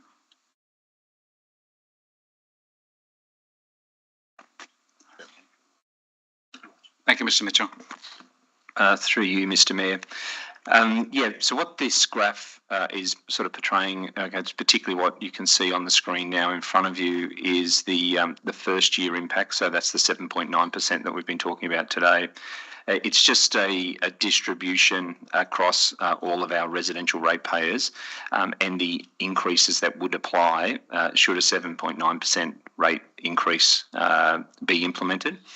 And so you can see there the axes at the bottom, also the axes on the vertical axis has got the number of ratepayers. So we've got approximately 13,000 residential ratepayers. And then the axis across on the horizontal is the dollar increase for that first year of 7.9%, which, as we've said, includes the rate peg. So you can see there, and where that sort of squiggly red line is, what that essentially indicates that well over 10,000 of the 13,000 ratepayers would have an increase of less than $120 in that first year. And I think, as we've said earlier on, and as was reported in the actual council report, the average increase that equates to across all the residential ratepayers is $101. So you can sort of see there that the vast majority of the residential ratepayers would have an increase to their first year rates of less than $120, and a large proportion of those, so about half or more, would be less than $100 in total for that first year. I don't know if you wanted to scroll just to the bottom, which is, so we've got. Could I ask a question on that first, Mr. Mitchell? Yeah, certainly. It shows at the end there's more than 200 people will be paying No, 380 people will be paying more than $200 extra in the year. What's the actual maximum that any one residential ratepayer would have to pay? Is that? I'd have to take that question on notice. What I can say is, as you get out to the far right-hand side of that chart, those properties that rates would apply to have a significant, very, very significant land value attached to them. So, as was talked about, I think in the public forum, and we've talked about on previous occasions, the way. With the rates and the way they're calculated for the residential ratepayers, 50% of the total rates that we raise from residential ratepayers is a fixed charge. So every one of the 13,000 residential ratepayers pays the same fixed dollar amount. That's this year, I think, $636 from memory. And so every one of those 13,000 ratepayers pays the same fixed component. And then the variable component, which is the other 50%, is dependent on the individual ratepayer's land valuation, so the unimproved capital value of that land. And so as you get out to that far right, you've got some residential rated properties which have got substantial land values. In some cases, some of those would be large holdings of residential land which could be subdivided. And I think in the majority of cases, that's where the majority of those have got that significant land value, and therefore their rate increase would be higher. But I guess this is just to indicate or try to indicate the spread or the distribution of those increases, and that for the majority of ratepayers, it's obviously towards the bottom end of the increase.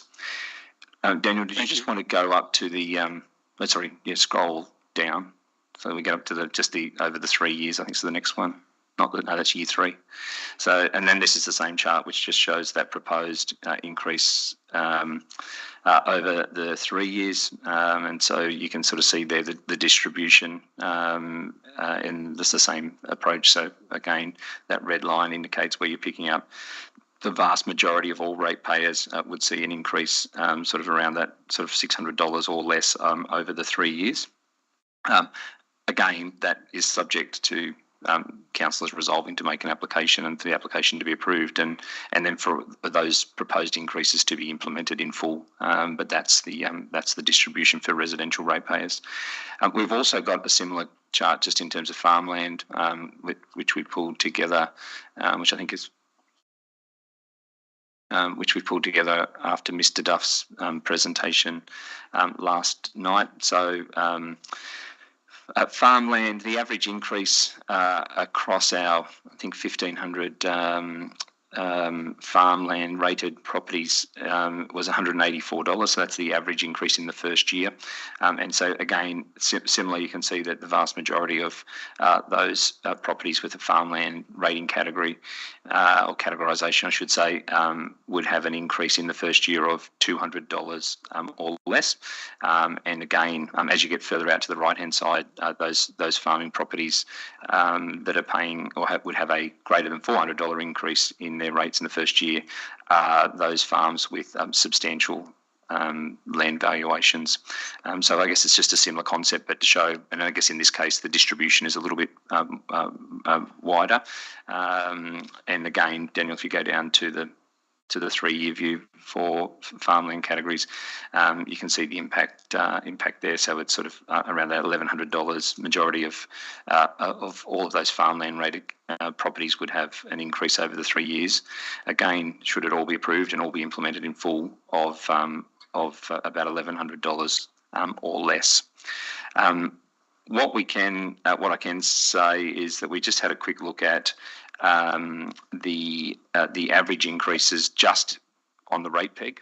And so where we've talked about that the average first year increase for a 7.9% increase for a residential ratepayer is $101, just the rate peg of 4.7%, which was announced earlier this morning, that would have an average impact of $60. And to again, in terms of the farmland, where we said it was $184 in the first year increase, just the rate peg alone would be $110. So I guess to put into context for the councillors, for this first year, and I know if you were to resolve that way to submit an application, it's for the 3 years. But I guess in terms of the first year impact, the increment above The rate peg for a residential ratepayer is $41 for the next, on average, for next year, and for farmland it's $74 is the increment over and above the rate peg for the 24-25 financial year. Thank you. Councillor Riddington had some questions. Thank you very much, through you, Mr. Mayor, and probably to the General Manager. There's been a lot of talk about us holding about $100 million of Section 7 contributions. Do you foresee any ability in the future to enable us to get our hands on that money? Thank you, Mr. General Manager. Through you, Mr. Mayor, Council does hold approximately that in what we call externally restricted funds. So they're funds that are required to be held specifically for the purposes that are either collected or given. So there'll be some of that would be grant funding that are very specific purposes. Others are through what we used to call Section 64 or Section 94, now called Section 11, Section 12. Section 64 is still the same, which are developer contributions which have to be held for the purpose they were collected. And then that will go into infrastructure, whether that be roads, parks, community facilities, whether it's water and sewer, those sorts of things. So we're not able to actually get our hands on that and just spend that wherever we want. They are restricted by external forces that council cannot just take that money and use it for its own purposes. Thank you. Councillor Patterson, please. Thank you, Mr. Mayor. There's something that I suppose that Kempsey Shire Council needs to deal with.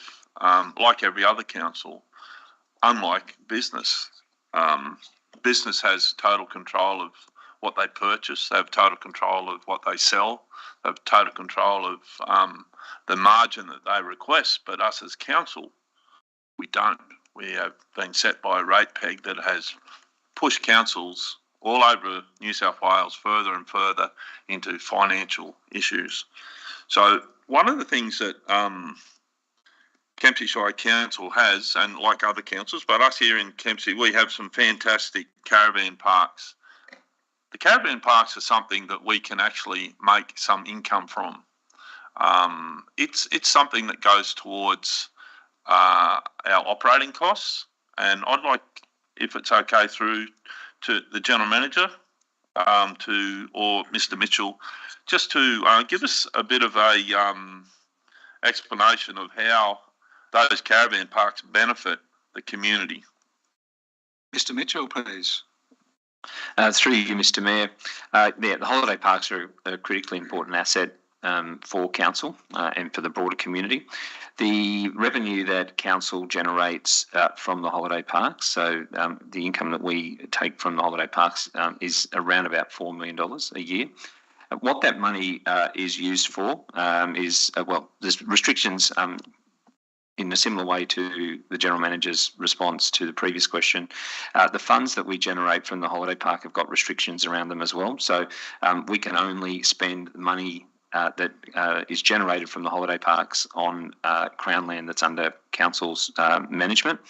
And so the benefit of that is that those funds can be directed into maintenance and other work on those Crown land reserves that would otherwise potentially have to be funded out of the general ratepayer revenue.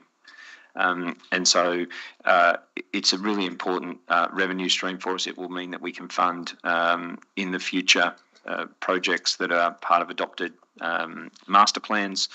So we've obviously gone through an extensive exercise around putting in place plans for Horseshoe Bay, Crescent Head, and our other areas around where we've got a real clear plan around what we can do in terms of the future of those spaces. And the holiday parks provide an important revenue stream that can then fund those works.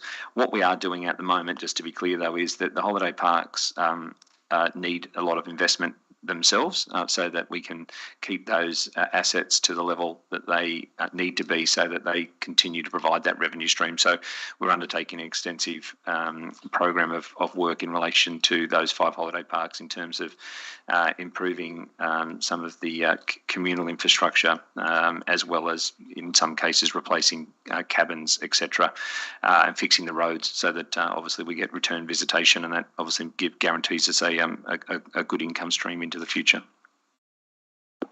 Thank you. And just to follow Councillor on. Patterson, yes. Next question.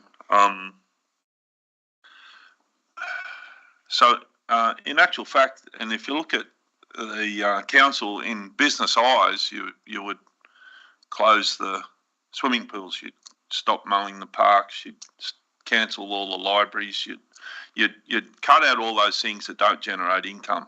But as a council, the community is very important. So we need, as a council, to provide those things under community expectations. So something I'm just going to ask a further question.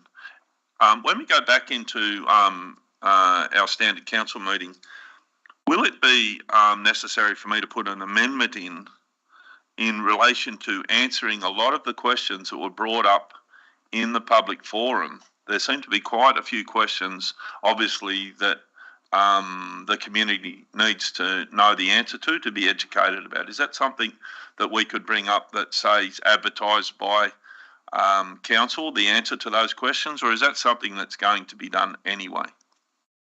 Mr. General Manager, thank you. Excuse me, through you, Mr. Mayor. We'll be looking at, as there'll be ongoing dialogue and information provided, as you know, if council makes this resolution the way it's stated broadly as it is at the moment, between now and when things go to IPART and that review, we'll continue to provide updates and frequently asked questions and those sorts of things on our website.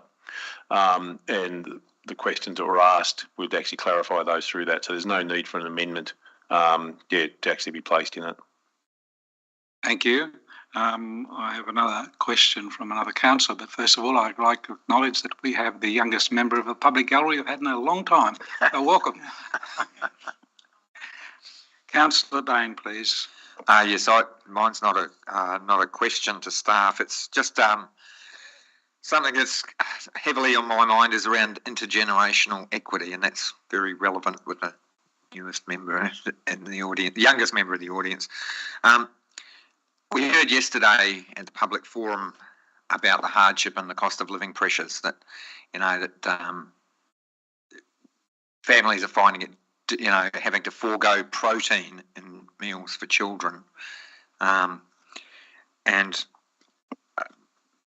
that there's housing stress, and that these will add to homelessness and closing businesses and unemployment if we take on this standard rate variation is going to have these repercussions on intergenerational equity. Like, what does that mean for the future of our children and our young people, who are really important. On the other hand, and I'm trying to be balanced here. I'm trying to find this balanced point of view. If we allow our community assets to fall into continued disrepair. So roads, for example, if we don't spend the money to maintain the roads over the next 10 years, the cost of rebuilding or replacing those assets is going to be unaffordable for future generations. So we've got roads, and we've got our sewerage and water infrastructure, which has been acknowledged that there has been a backlog of maintenance on these assets that haven't been maintained, and they have to be maintained if we're going to continue to be a functioning community. We've got things like Riverside Park, which is a really important asset for people with children. I often go down to that park and I see lots of tourists, lots of people, lots of cultural interaction happening there. It's a jewel in our crown, I believe, in our community. And there's plans on revitalising the foreshore, stabilising the riverbank there. Our libraries, the new renovated library is state of the art for a community our size, and it means that people that don't have access to internet and computers at home can come down and do their homework. The pods and the resources there are well used by vulnerable people in our community. And, you know, libraries, pools, sale yards, economic driver, the airport. These are things that if we don't maintain, they're going to be a loss to our future generations. So how do we balance, and that's what I'm asking myself and have been for weeks and months, how do we balance what is the intergenerational equity to look after the future? Do we cut our services? Do we allow our assets to depreciate? Or is raising these rate going to have such a negative impact on our community that, I mean, the thought that kids are going to go without protein in their diet is, you know, and that the formation of those young brains and bodies is a horrendously scary concept. Thank you. Thank you, Councillor Bain. Any further speakers? No? Well, I'll quickly speak and give my opinion on what's happening. I really think we've got to consider the long-term financial health of Kempsey Council so it can continue to provide the services that people want and need in their community. It's really a big challenge for me to think what cuts could we make if we don't go ahead with the special rate variation application. And it keeps coming back to this thought that was given to me when I was speaking to the General Manager about it. People think, yes, we can cut this, we can cut that, but what the cuts should be, if there are going to be, what cuts would you personally want? Do you want water services cut, sewage services cut? Excuse me. Thank you. We've got to consider the impacts on the whole community of cutting any services, not just the cuts to ourselves. But if you're going to offer ideas on cutting something, it's shouldn't the first foremost in your mind be what will the cut be that I can put up with that would affect me personally? So garbage services once a month instead of once a week. That's something you've got to consider, and that's what I've been considering. And as quite a few of the councillors have been telling me, this is not an easy decision no matter what we do, whether we vote in favour or against the motion before us, because we've got to consider the impacts. We've also got to consider the capacity to pay, and that's really important. And we've just seen from the slides there that the idea that some people's rates are going to go up $7,000, it's not there, but there are going to be increases if we approve the 7.9%. If we don't have it, we're still going to have a 4.7% rate increase in June. So we've got to consider, or it could be a number in anywhere in between if we can get further savings. So Council has put up, and it's attached to this agenda item, capacity to pay policies or procedures and hardship relief and recovery of debts. Those policies or procedures are there for comments before our extraordinary council meeting in January. Please look at them and see if you can see ways of improving how council could improve looking after people that will have a rate increase, no matter what level, will impact on their lifestyle and how they live. The alternative, beside the reduction in services, is losing valuable staff.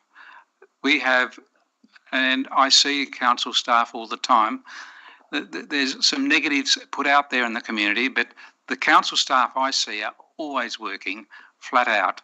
They do go for a break for a coffee sometimes in West Kempsey, but you're saying that they shouldn't have a break and just keep working through the day. Well, they're already working extra hours. They are working late at night. They're working from home. They're doing jobs. I had an email from a staff member at 10 o'clock last night doing work. So they are putting in the extra time and the extra effort. They are doing their very best. And to actually consider that we've got to wipe out a whole tranche of staff means that we're cutting services a holus bolus. And I really don't think we should be getting rid of those staff that have committed to Kempsey Shire Council and are doing a tremendous job to the best of their ability to provide the services we all get. And some of you would not even know some of the things that are being done, but they are being done behind the scenes. At the moment, we are saving money, and I could be corrected on this, by having project officers employed to implement these grant-funded projects. We still have to have someone manage them and organise all the equipment and organise the tenders and do the costings of each of the bits of infrastructure that have to be provided to make them get implemented. So to me, cutting staff is a real challenge, and I certainly don't want to see anyone say, well, you're out the door because you cost too much. There is one possibility of cutting staff through natural attrition as people retire, but at the moment, the valuable staff of Kempsey Council should be considered that. They are valuable people. I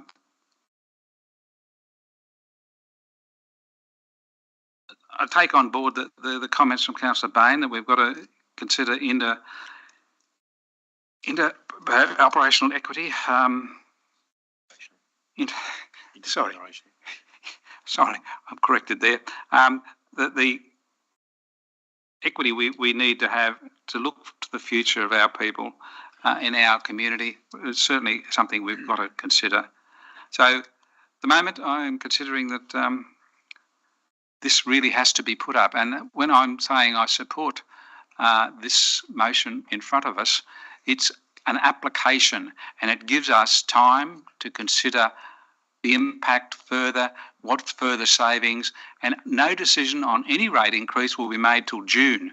What this does is put it up to IPART to consider our application. They may grant our whole amount that we're asking for, the percentage we're asking, or they may say, no, you can't have that part of it. So we need to put it up, see what it is, but also make sure that before June next year, we're looking at every other way we can save and keep any increase as low as possible. So I'll conclude there. Councillor Patterson, please. Move back into open council. You're moving that. Do we have a seconder, please? Councillor Saul, thank you. Is there any dissent? No dissent. I declare it carried. We're now back in open council. Councillor White, you wanted to speak? Thank you. Yeah, thank you. I do wish to speak against this motion. This is my first time as councillor, and I understand and hear all the points raised by colleagues and staff. And I totally commend the work undertaken by teams led by Director Mitchell, and I acknowledge the depth and detail of the work and huge commitment of time. And I am also extremely grateful of the outstanding explanations that you've provided to me. And I really do sincerely thank you all. But I can't do it. I can't vote for a rate increase despite all the evidence presented to me. A couple of speakers yesterday spoke about not leaving anyone behind. My mindset was focused on the residential ratepayers, particularly those on low and fixed income. Until yesterday, I hadn't even considered the plight of the agricultural sector, having to deal with yet another unplanned burden they have to manage for and adapt to. My value system, through my life experience, always is leave no one behind. And I do consider myself part of I'm fully employed, full income, so I am privileged. But my husband and I have taken a huge walk down Struggle Street once upon a time. It was traumatic and it was embarrassing and it was shameful, and I still carry the mother guilt of not being able to provide for our girls at that time. My reasons are this: the interest rate has risen 13 times since May 2022, so the minimum wage required for a mortgage of an average house in Sydney of 920,000 is 182,000. Who has that wage? That's 3 times what the ABS, Australian Bureau of Statistics, wage, which is 65,000. For Kempsey borrowers, they'll be paying an extra $1,200 a month on a mortgage of 500,000 and about 1,800 on a mortgage of 700,000. That's $21,000 extra a year. I can't look at the costs of living increases in isolation, implying that it's $1 a day for electricity or petrol rates, or it's just a cup of coffee. That adds up to a lot of extra dollars a day and a lot of cups of coffee. My second one is around the cost shifting. The Minister of Local Government wrote to a ratepayer last month, stating, I quote, "We gave an election commitment to review local government sector's financial sustainability by looking into expenditure, income and efficiency. We will not be granting councils additional income. We will ensure that ratepayers who are facing cost of living pressure are getting good return on the investment by they're making through annual rates." I find that offensive and condescending. We have the integrated planning and reporting systems. We've talked about the annual audit and the audit and risk committee. This is all introduced in around about 2017.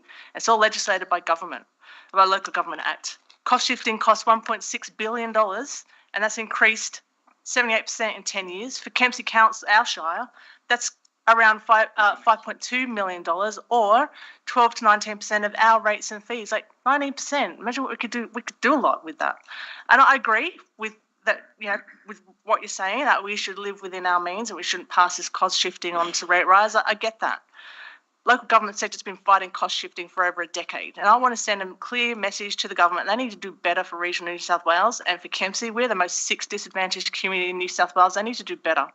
We need our communities to be livable, and I don't support the ideology that councils are just about water, waste and sewer. If our community isn't livable, the social fabric and community wellbeing disintegrates. Figure it out, Kempsey Shire. You've achieved a mammoth success in rallying the community around the opposition, and I really hope that you continue to use your network to push hard on that state government and the federal government, for that matter, to give us a better deal. The affordability and capacity to pay, I do have concerns about that data. A lot has happened since 2021. The capacity to pay sort of suggests that there'll be no impact on renters from the SRV, depending what their lease agreement is. I disagree with that. I put up a NOM in 2022 about the rental affordability index. Mean rents increased in New South Wales regional New South Wales by 10.3%, and in Kempsey that was like $575 for a median rent in Crescent Head and $420 at West Kempsey. My analysis showed that 28 to 30% of us were on rental stress. I have doubts about Table 15 as well, with the income savings. So there are difficult decisions to be made about what people value in the services programs that we provide. Speaker spoke about getting back to basics, roads, rates, rubbish, sewer, lowering the community events, cutting wages. This was about both closing and maintaining the airport and not closing Gladstone Pool. Diverse demographics creates different values and results in different priorities of what is really important, and we need to have an emotionally mature and intelligent collaborative community discussion about those. And I do agree with all of the motions except for 4 and 5 and 6, and I can't support a rate increase. Thank you.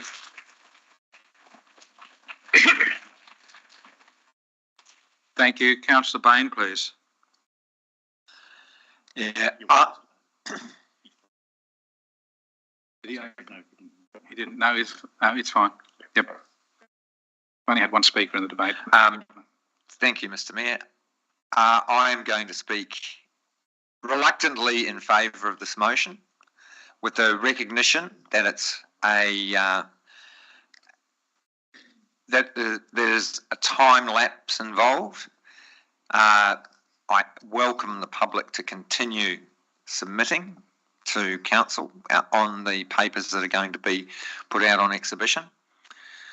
I encourage the community to lobby the state government and the federal government in terms of, we're going to have an option in June 2024. There might be a change in state government attitude. There might be a change in depreciating RFS assets. They might fulfil their promise to take on responsibility for the Armidale Road, and that will significantly impact on our financial sustainability. They might decide that they're going to reintroduce the subsidy on the emergency services levy, which is an invisible tax that council collects for state. They might fulfil their agreement to go 50-50 on the operation of libraries, where they currently pay 8%. The federal government could return the financial assistance grant to 1% of Commonwealth tax revenue, which would have a significant impact on our bottom line. They might change the roads to recovery funding. All of these things, and at the same time, I'm not going to reiterate what local government are going to do. We're going to be doing that review of our budget lines, and it's going to give us a space, and it's going to give us an option in order to be responsive. If we don't take this option, we're just looking at, I think, an unfair burden on future generations. Thank you. Thank you, Councillor Bain. Councillor Saul, please. Thank you, Mr. Mayor. A bit of feedback. Mr. Mayor, in the council report on page 30, the councillors and the community have read, it's important that we, again, refinger that. Council's contribution to the local economy as a major employer and purchaser of local materials, products and services shouldn't be discounted. Funding to secure financial stability and ongoing delivery of current service levels would have a detrimental secondary impacts throughout the local economy. Mr. Mayor, roads was an issue last election. The public overwhelmingly wanted their roads fixed. If we don't go ahead and maintain our funding for our roads, we're going to end up in a worse situation than we have been now. We've been congratulated on the work we've done. If we do not continue to have the money available to continue to maintain our roads, what will our community be like then? We're going to have more damage to our tyres, vehicles and community. So for goodness sake, my colleagues, we need to make sure we put the community out there saying, yes, we do need to look after you and our roads are number one. Thank you for that. Thank you, Councillor Saul. Councillor Patterson, please. Thank you, Mr. Mayor. This is a very hard item that we're looking at, but I gained confidence over the many hours of meetings that I've attended with council, with the directors, with the community. Many hours gaining all the information and the knowledge we need to move forward. I will not stand by and do nothing about this. I, for one, support the adoption of the application. Noting the tireless work done by the staff and councillors on gaining information, noting the hardships that we've all been through to get to this point. Let's start dealing with our future financial position now. Let's look at doing that now. 10 years' time, going to be too late. We're lucky enough to have these guys recognise the fact that we are heading in a slippery slope.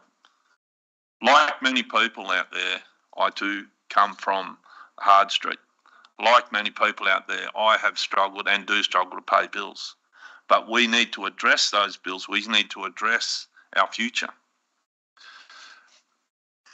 I would like to move forward in educate and promote council's future planning to our community. And let's make sure that we ask and educate our community what sort of future they want. What sort of community do you want to live in? What sort of community do we want to bring our children up in? What sort of community do we expect? Be part of our future. Let's look forward at what we can be, not what we can't be.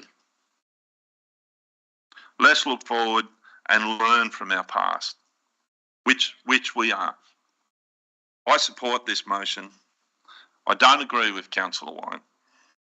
If we do nothing, we will make it harder for our children's children and their children's future in our communities.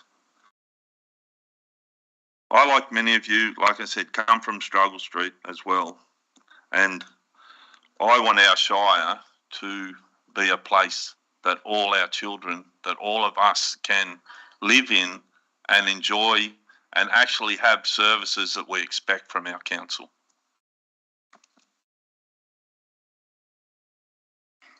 Thank you, Councillor Patterson.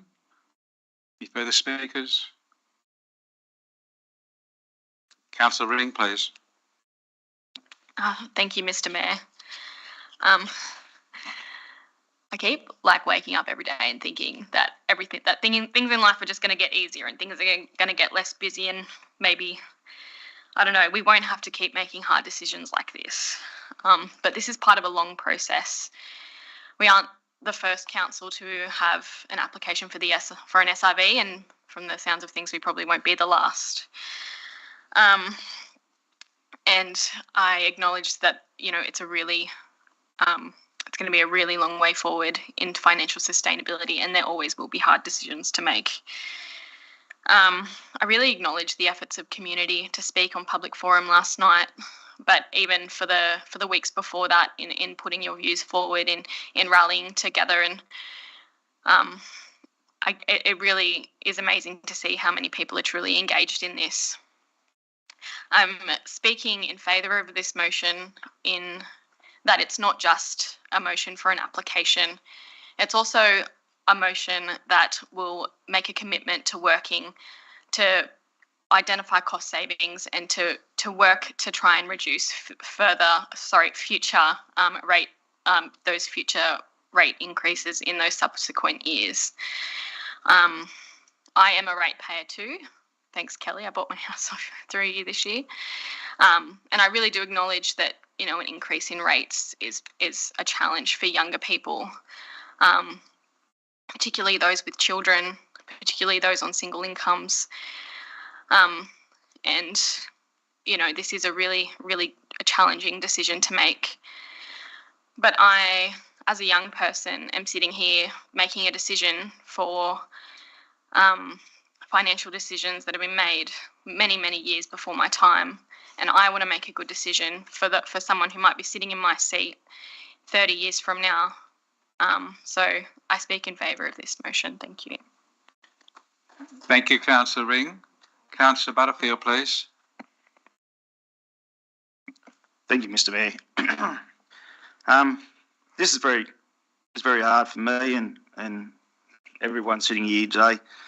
The community. I too speak reluctantly in favour of this motion. I've been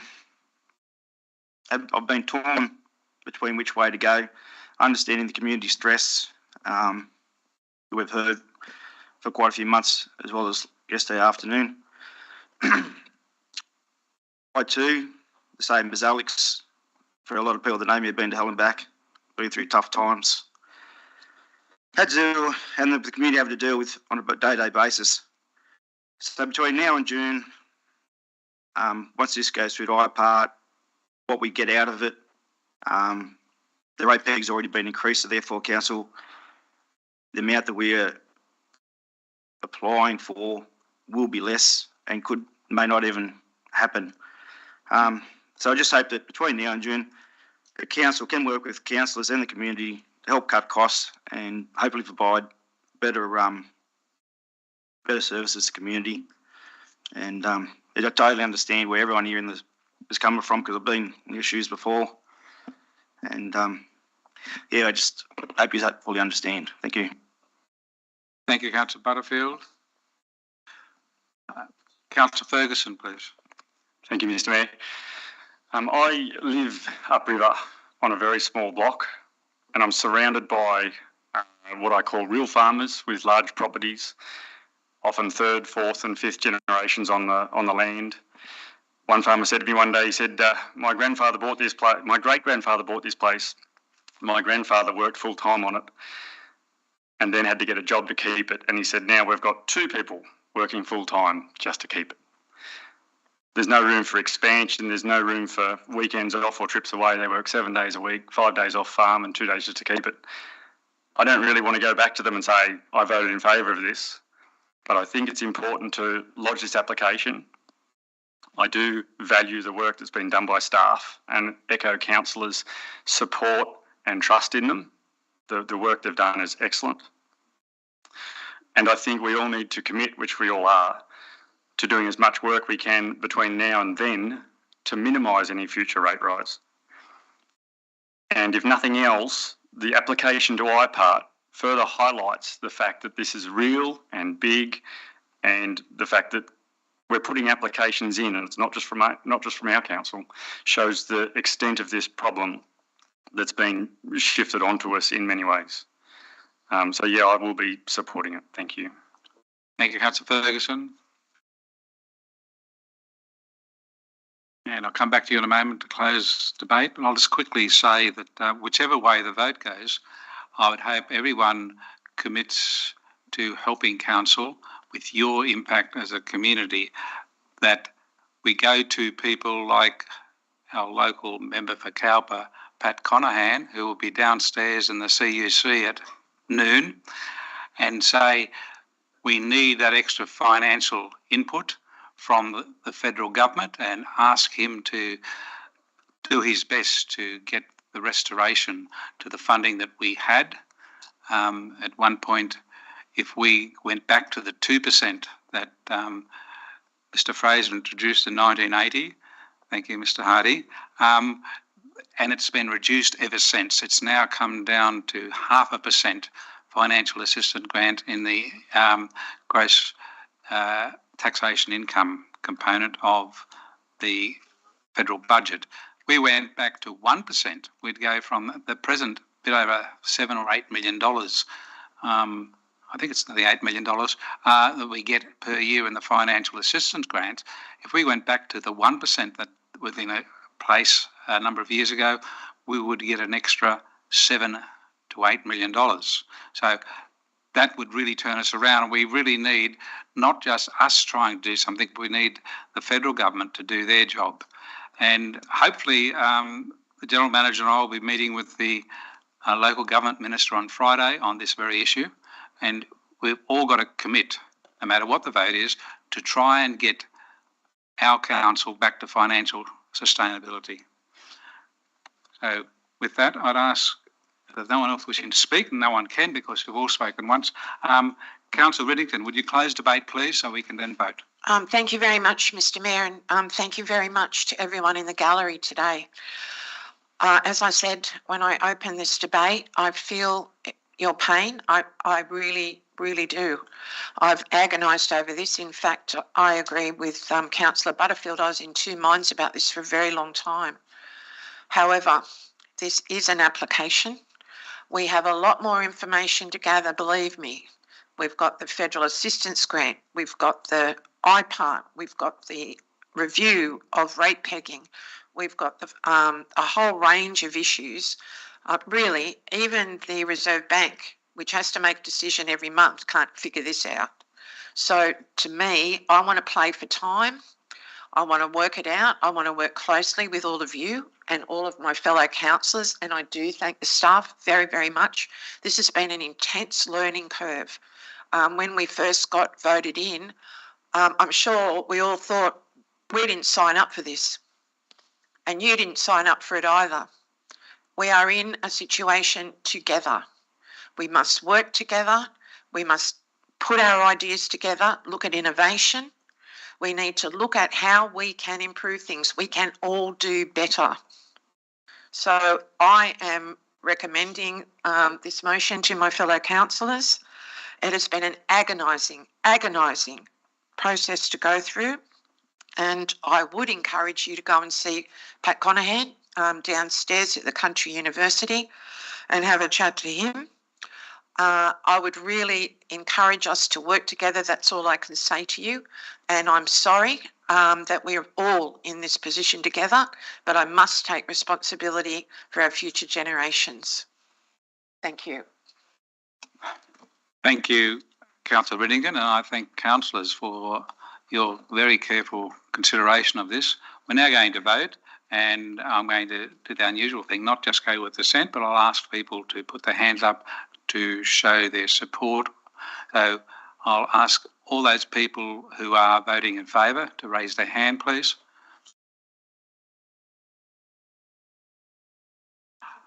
And all those voting against, please. Thank you.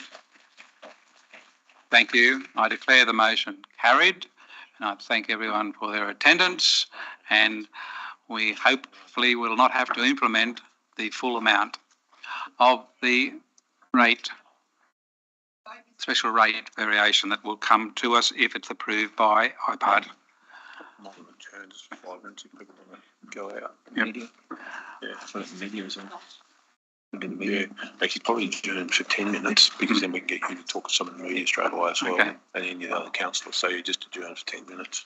Right, after that, please, I'll just take an advice. We'll have an adjournment for 10 minutes, please. So we'll return at 12 noon. Thank you. So that way we'll be able to get you in with the media. Yep. And that. So I don't know if we can do it 10 minutes, but they should. no, so you've got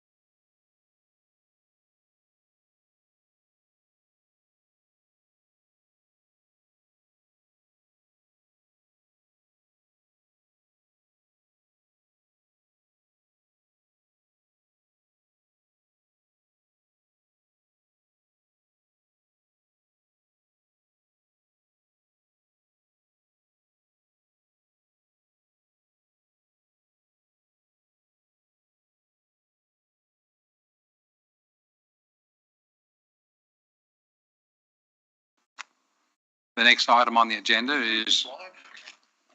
Sorry? Right, we're back after that short adjournment.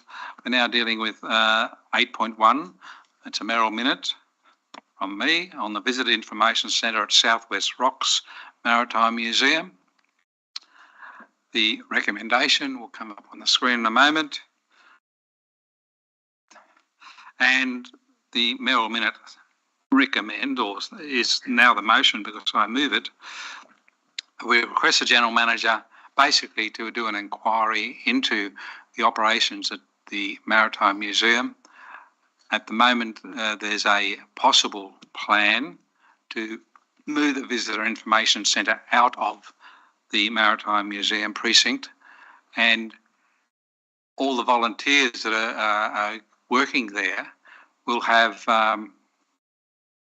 no particular job to do that. They might be employed elsewhere, but 60 to 70 volunteers in Southwest Rocks are doing their very best to enable the visitor economy. And what I'm asking the General Manager and the staff to do is look at how that museum operates and the impact of about $10,000 a year that goes to the museum for that volunteer time. So the volunteers don't get paid, they work and the council pays the museum for those volunteers' work. Now, we're coming up to the community grants item that's on our agenda as well, councillors, and we know that the amount of money we give in grants to different volunteer organisations across the Shire enable a lot of volunteers to step up and do things for our community. If we withdraw that money, not just from the Maritime Museum, but from the other volunteer organisations, they will find it very difficult to continue to operate. So I'm asking Council to look at ways of preserving the funding, even if the Visitor Information Centre is moved. But that's a difficult decision, and so we'll get a report back, if you support this motion, on ways of continuing that funding for that volunteer organisation that is a valuable part of Southwest Rocks. The precinct has an art museum, a craft centre, the museum itself, and it has volunteers there most days, and people come in looking at different things, and they also then say, oh, what else can we do? And there's the information in brochures and from the volunteers standing there ready to help them out. And the really important part of this is a report that was started in 2019, completed in, I think, February 2020, that recommended that the Visitor Information Centre at the South Kempsey Museum and the one at the Maritime Museum be considered for moving. Well, the one has moved from the South Kempsey Museum out to the Slim Dusty Centre. This one in the report could be moved to a couple of other locations within Southwest Rocks, but basically without the volunteers there. So by supporting this inquiry, we'll get a report back to Council and we'll have a recommendation on what we should do in result. And it's in the final part of the motion that I have before you. We'll receive a report to a future council meeting on these preceding 3 points with a recommendation for implementing the recommendation relating to the Southwest Rocks Visitor Information Centre in full, in part, or not at all. So the recommendation will come back and we'll make a decision at a future council meeting whether to close it, to find another way to help out the Visitor Information Centre with some sort of grant or supply of money to keep themselves operating. But we need to have the information, and we as councillors could make that decision when we have a full report to us. So I open the floor to my fellow councillors if anyone has any questions or they wish to speak. Councillor Riddington, please. Thank you very much, Mr Mayor. I support your mayoral minute 100%. I've been living in Southwest Rocks for 25 years and know this precinct really well. I have some data actually from the president of the Maritime Precinct Incorporated. The total number of visitors from the 1st of January 23 to the 31st of October 23 was 8,738, 2,432 people visited the museum as well. So a total number of visitors in 1 year is about 10,485, and those entering the museum 2,918. The museum is closed with limited opening time for 73 days of that total. I would really like to see in the report back to council some research done into whether or not we can hand it back to the Maritime Precinct to manage their own volunteers. They do have about 80 people on their list, and they can probably man this whole precinct quite well on volunteers without council input, probably only providing information, brochures and maps. One thing that the Maritime's precinct did want to acknowledge was the work that's recently been done at the rear of the precinct. So I do thank staff and Director Jackson very much for that work. It's much appreciated. But I do support this mayoral minute, and I would ask my fellow councillors to do the same. Thank you. Thank you, Councillor Riddington. Any other speakers? Councillor Saul, please. Thank you, Mr. Mayor. Mr. Mayor, I'd like to ask a question, if I may. Yes, please, Councillor. I'd like to ask the General Manager to make comment, please, on this mayoral minute. Thank you. Mr. General Manager. Yeah, through you, Mr. Mayor. The staff position on this, that the councillors were provided a briefing in their weekly bulletin on the actions council staff had taken in relation to the implementation of the Visitor Information Centre review. Council's role is in relation to strategy and policy. Council's made its decisions in relation to the Visitor Information Centres by saying we would have Visitor Information Centres, that we'd undertake a review, etc. It's the staff's view that the actual implementation of that is actually an operational matter that we operationalise. So therefore, the decision to move the current location of the Visitor Information Centre from the Maritime Museum to the holiday park, where it is open far more, where it'll have greater access to our tourists, who are the people we're actually targeting, is a decision that is rightfully belongs to the staff to carry out.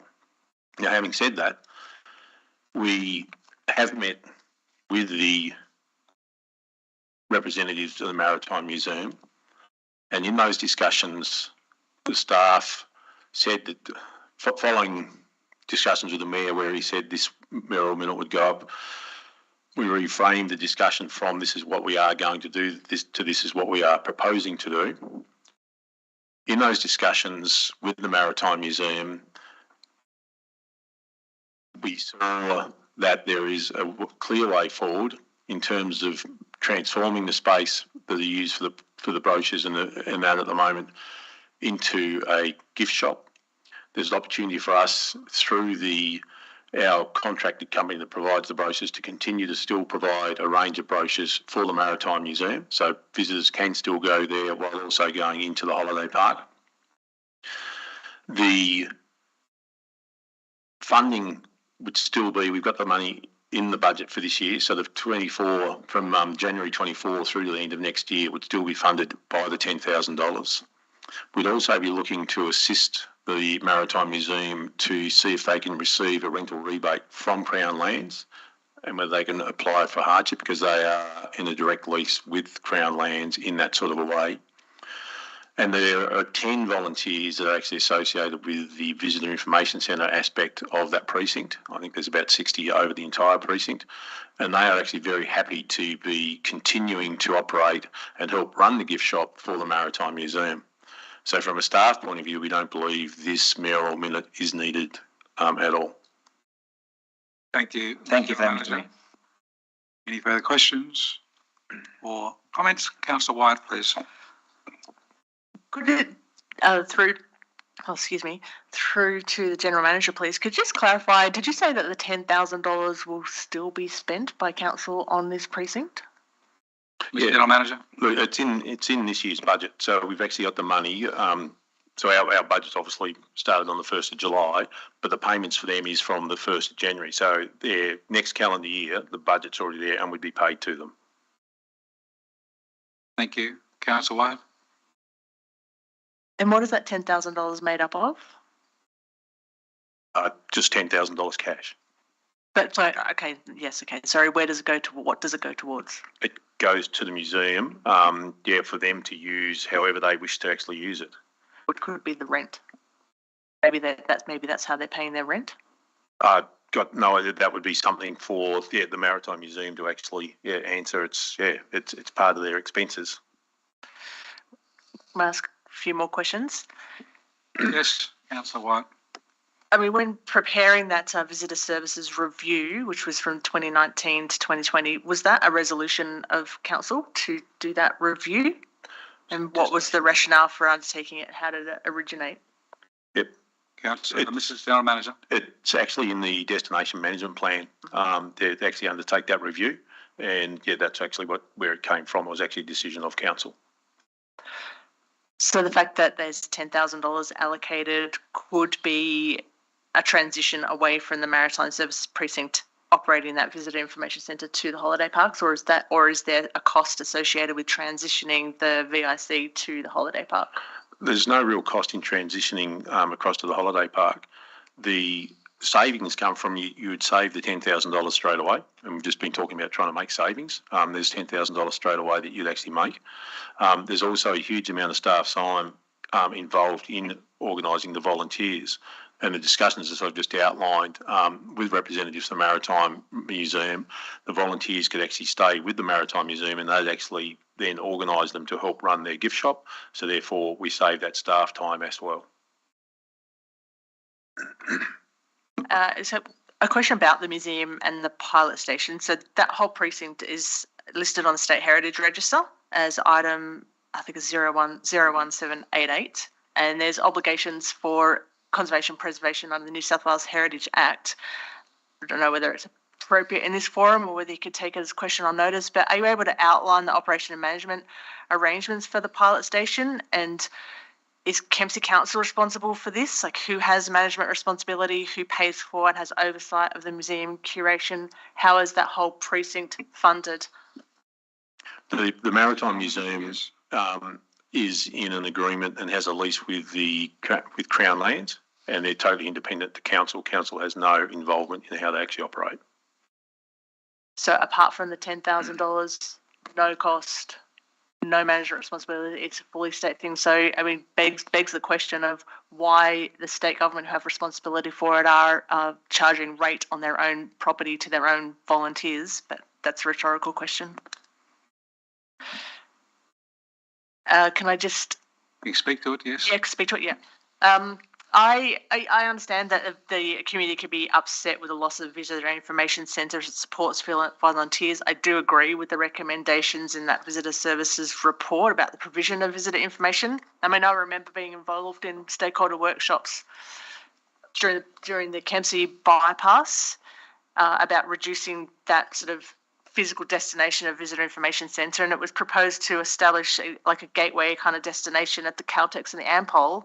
And the outcome really missed the mark, and it really missed the mark in terms of what the stakeholder groups were talking about. Yeah, you go up there and it just provides a picture on the beach and a basic map of locations. I think there's definitely room for improvement up there by making that a destination so that people can make decisions about, without having to pay to go into a precinct, that they can make decisions about what they want to do. And I do think visitor centres are a bit outdated unless they are part of a tourism destination business like Sea Acres or Slim Dusty Centre or Trial Bay Jail. But having said that, I do have some issues around maintaining that site as a visitor precinct centre, and I do support the council's recommendation in the updates to us. No. Councillor Bain, please. Just a question, Mr. Mayor. What's the response from the manager of the Maritime Museum to the potential loss of the $10,000 and what's their? Have they been, obviously they've been consulted and discussed with? What's their response to that? I really don't know what the answer to that is. Maybe Councillor Riddington could answer the question. Thank you, Councillor Bain. Thank you, Mr Mayor. I have had discussions with the President of the Maritime Precinct. They would really struggle, really struggle if the information centre was moved. They are a registered charity. To me, I would really like to see it stay. We've got some access and equity issues from the caravan park's point of view for people older or in wheelchairs to get down that steep incline through a boom gate and into the caravan park office. My perspective, to answer your question, Councillor Bain, they would really struggle. In fact, I think that they would be looking at doing alternative arrangements, which is horrible for that precinct. And does that answer your question? Yes, thank you, Councillor. Can I ask a question of the General Manager? Councillor Bain, have you finished? I've got a follow-up question, if I may. So the caravan park, the holiday park, has already got leaflets and brochures and maps provided by council. Would that be correct? Mr General Manager. That's correct. There's leaflets and brochures that are actually there, and in the discussions the staff have had with them, and it was quite an open discussion. Part of the conclusion of that is that we would continue to provide a range of brochures and that sort of tourist information for them to use, and we'd have that updated by our visitor point delivery service. So they wouldn't lose that. You've answered for the yes. Was asked the holiday park. Sorry. Yeah. The holiday parks would have a very limited amount there at the moment, but are very open and willing to actually have that expanded. And again, we'd use the visitor point service to actually keep that updated as we do with other places around the Shire. So one more, please. So if we were to make that a visitor point service at the holiday park and support the Maritime Museum to take over the rostering and the management of volunteers, would that be a way forward? As I outlined, the discussions that the staff had with the Maritime Museum, quite an open discussion, and what the conclusion they came to was that they'd be very happy to transform the space that's currently used for the visitor information area into a maritime gift shop, carrying a small amount of brochures as well. The council would pay for another 12 months, taking through to the end of 2025. We would look to ensure that Visitor Point continued to provide the updated brochures as needed as well. We would assist them in lobbying the Crown Land to get some rental rebate. And if they're a tax deductible gift recipient status, I believe they should be able to do that if they haven't done that already. And they would also be happy to have those volunteers, and the volunteers are happy to actually be involved in actually running that gift shop. So that was the conclusion that they came to collectively. Another question, Councillor Riddington? Thank you, and thank you, Mr General Manager. I was aware that the meeting took place on Wednesday, but correct me if I'm wrong, did you not just say previously that you knew this mayoral minute was coming and therefore the meeting agenda changed? Mr General Manager? The framing of the meeting was changed from this is the decision that has been made by staff to this is what is being proposed. And that was what was being proposed. And in that discussion, this was the conclusion that the Maritime Museum with our staff came to themselves. Right. About what is being proposed. It's still dependent on the outcome of today. Yeah. Okay, thank you. Thank you. Further speakers? Councillor White, do you have a question? Yeah, sorry, yes, I do have another question. Clarification and a question. So this is a state heritage property. So the New South Wales Heritage Office, presume, should have a role. It's state. What role does the state government have in this, including providing funding to maintain its asset and provide the visitor services of a museum? Mr General Manager? Through you, that'd be a question to ask the state government. Or one that we could advocate for. Thank you. Any further speakers? If not, I'll close debate very quickly. The motion is before you, and I'm asking you still to support it because we need to support the community.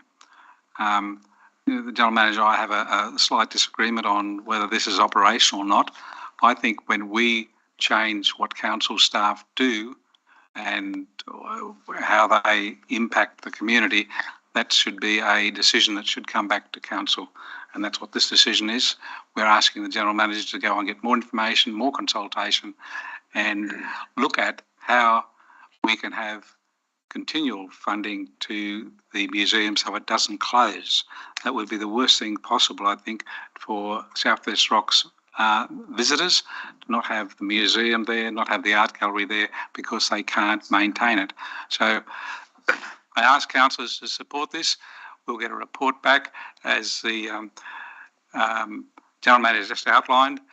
They have a plan already in place, and they'll have to do further consultation with the people out there to see if they can assure them that the funding will continue past this financial year. So, councillors, I complete my talk to the motion. I now ask people to vote. Is there any dissent on the motion before you? There's one. Thank you. I couldn't see. With another hand back there, I couldn't see it. Sorry. Was it Anthony, was it? No, it was Alex. Alex? I couldn't see your hand. Sorry, Councillor White and Dean. So I declare it carried. Thank you. And at that point, we need a motion to continue past 1 p.m. Could I have a councillor put that? Councillor Ring, please. And do we have a second to that? Councillor Bain. I'll put the procedural motion. Any dissent? Declare it carried. And we now adjourn for lunch for 45 minutes. We'll be back at 1:15. And councillors, your lunchbox is down in the CUC. Thank you, everyone. And thank you, people in the gallery, for being here today.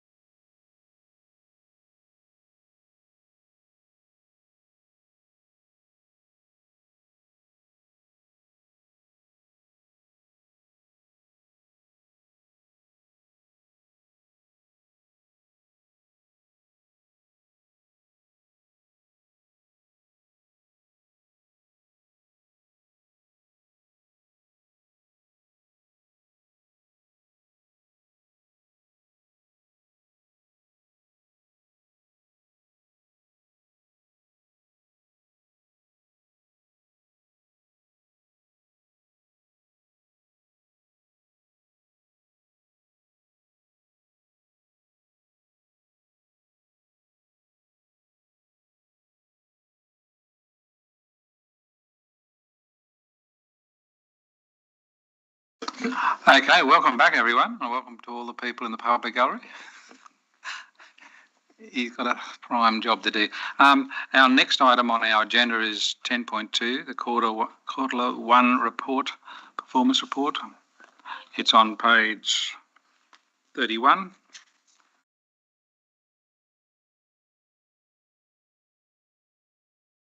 And there's a recommendation there. Someone want to move it? Looking for a mover? There's a light on. Councillor Patterson, thank you. Yeah. And do we have a seconder? Oh, it will lapse. Councillor Riddington, thank you. Councillor Patterson, please. We've been speaking about finances most of the day so far. I'm looking for the rest of my councillors to support the adoption of the quarterly budget review for the period of 30 September 23 and approve the variations contained therein. And note the progress achieved in delivering the delivery program and operational plan 23-24. Note the financial sustainability program status report. Note the key performance indicators. Note the grant status summary, and note the payment of expenses to councillors report. Thank you. Are there any debate or any questions? I'll ask a quick question after. Oh, thank you. Mr. General Manager or Mr. Mitchell, the council expense report, does those expenses allow for, or are included in the funding for the professional development of all councils, which we're developing a plan to do? Mr. Thorogood, thank you.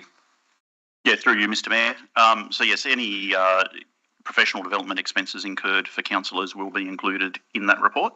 Any that has been expended, and those allowances do include the allowance that we make to invest in councillors' professional development for each year. Thank you very much. Councillor White, please.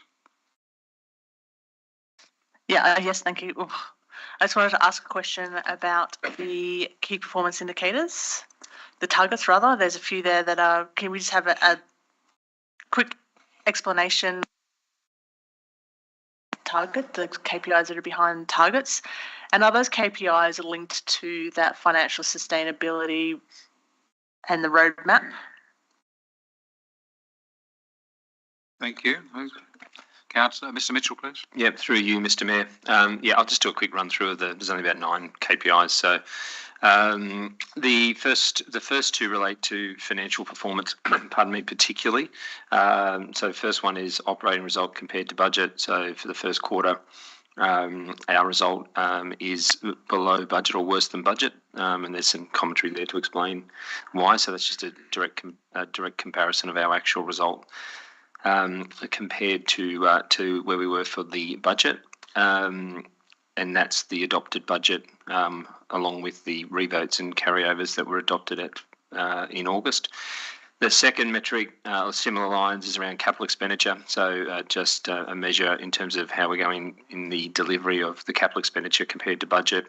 I think as we've talked about on a number of occasions, and what you'll see in this report, which is proposing a significant reduction in our full year capital expenditure forecast. You can see the first quarter that we are, whilst getting through a fairly significant amount of capital expenditure work, it's still less than what the budget was for that first quarter. So that's why that metric is showing being behind target. Financial sustainability, that's got the orange indicator against it. So largely a lot of the items that are in that financial sustainability program are underway and on track. There are a few that have been delayed within our finance team due to resourcing and also the focus on getting the annual financial statements completed. So they mostly relate to looking at our investment strategy and investment policy and borrowings, but the aim is that they would all be on track by the time we get to the end of the financial year.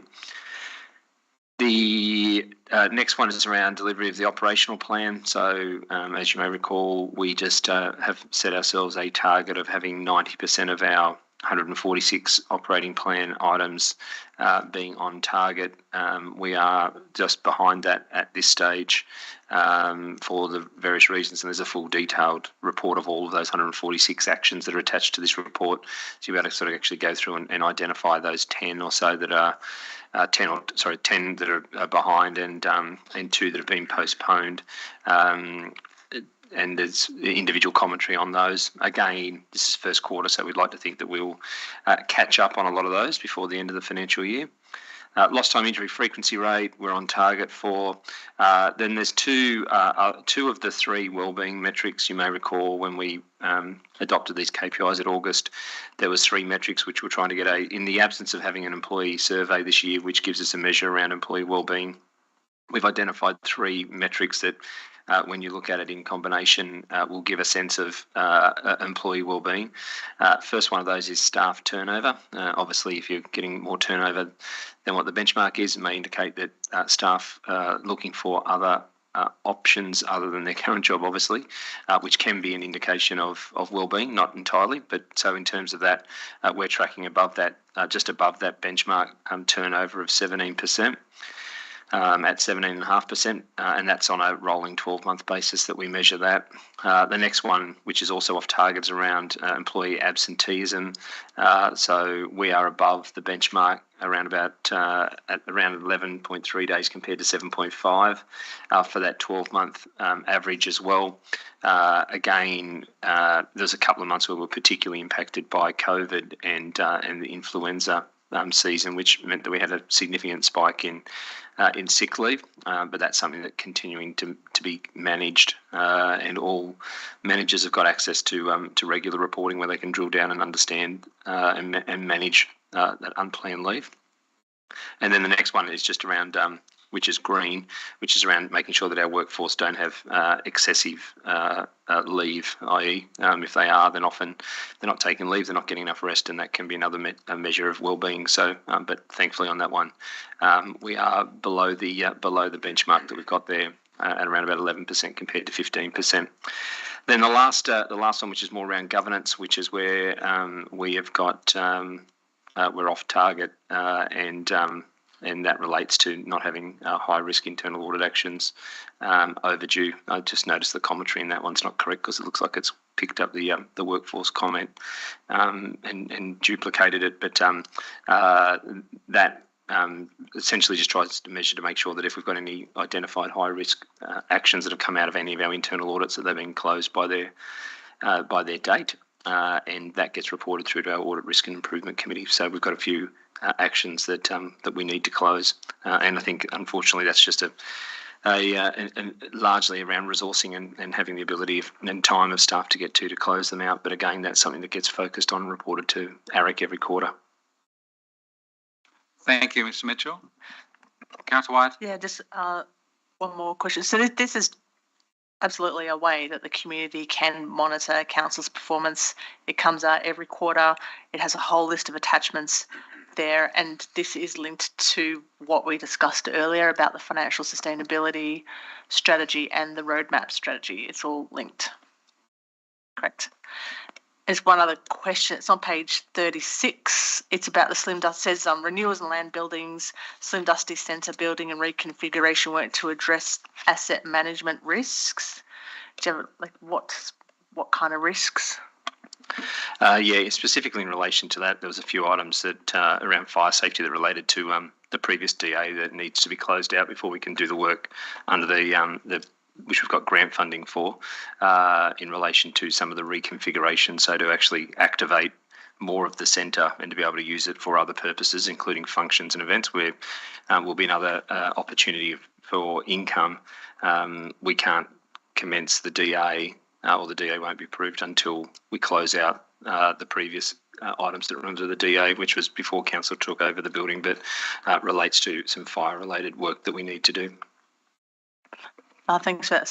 So that's DA compliance, and it's capital works or capital money. Grant money. No, some of that will be we'll need to contribute to some of that. The rest of the bit that's grant funded, which is the reconfiguration works that I was referring to. Thank you. Thank you, Councillor Wyatt. Thank you, Mr. Mitchell. Any further questions? Councillor Bain, please. Thank you, Mr. Mayor. Just a couple of questions about the waste that currently our waste is being processed through Port Macquarie Hastings.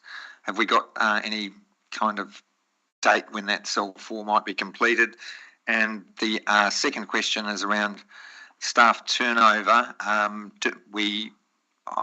assuming we do exit interviews. Is there any items of interest that have come up through those? Any themes? Thank you. Mr. General Manager. Yeah, through Mr. Mayor, I'll answer the second question and I'll hand over to Mr. Trotter to answer the first question. Yeah, we do have exit interviews. We're actually about to undertake a review of that process as well to make sure it's best as it actually can be. What we're seeing, and in those numbers being just marginally higher, we've had a number of people actually retire, and there's also a range of fixed term contracts that actually, completed, which actually put that benchmark up higher. There are a number of people who are going to other positions because they're closer to where they live or they have better paying conditions than what we're able to provide. So they're really largely the key issues. Thank you, Mr. General Manager. No further questions or speeches? Where's it going to help? Thank you. You're going to do the first question. Thank you. Through you, Mr. Mayor. The Waste Management Centre is currently has the transfer stations in the Shire operating. The waste is going to Cairncross facility, Port Macquarie Hastings Council. Cell 4 will be open as soon as we sort out some licensing conditions with the EPA, mainly regarding the stormwater and leachate disposal for the site. Thanks. Thank you. There's no time frame on that, Mr. Trotter? Not at this stage, no. We're working with EPA, have a meeting with them tomorrow, and hopefully we'll know more from then. Thank you. Any further debate, questions? If not, I'll ask Councillor Patterson to close debate if he wants to. Thank you. Just in closing, it's good to note that the community can look at these KPIs and also the expenses that council incurs on a quarterly basis, and this is going to be available for the public to view and scrutinise. Thank you. Thank you. I'll put the motion. Is there any dissent? I don't see any hands up, so I declare it carried. Thank you. Move on to item 10.3, which is on page 42, Community Grant Program.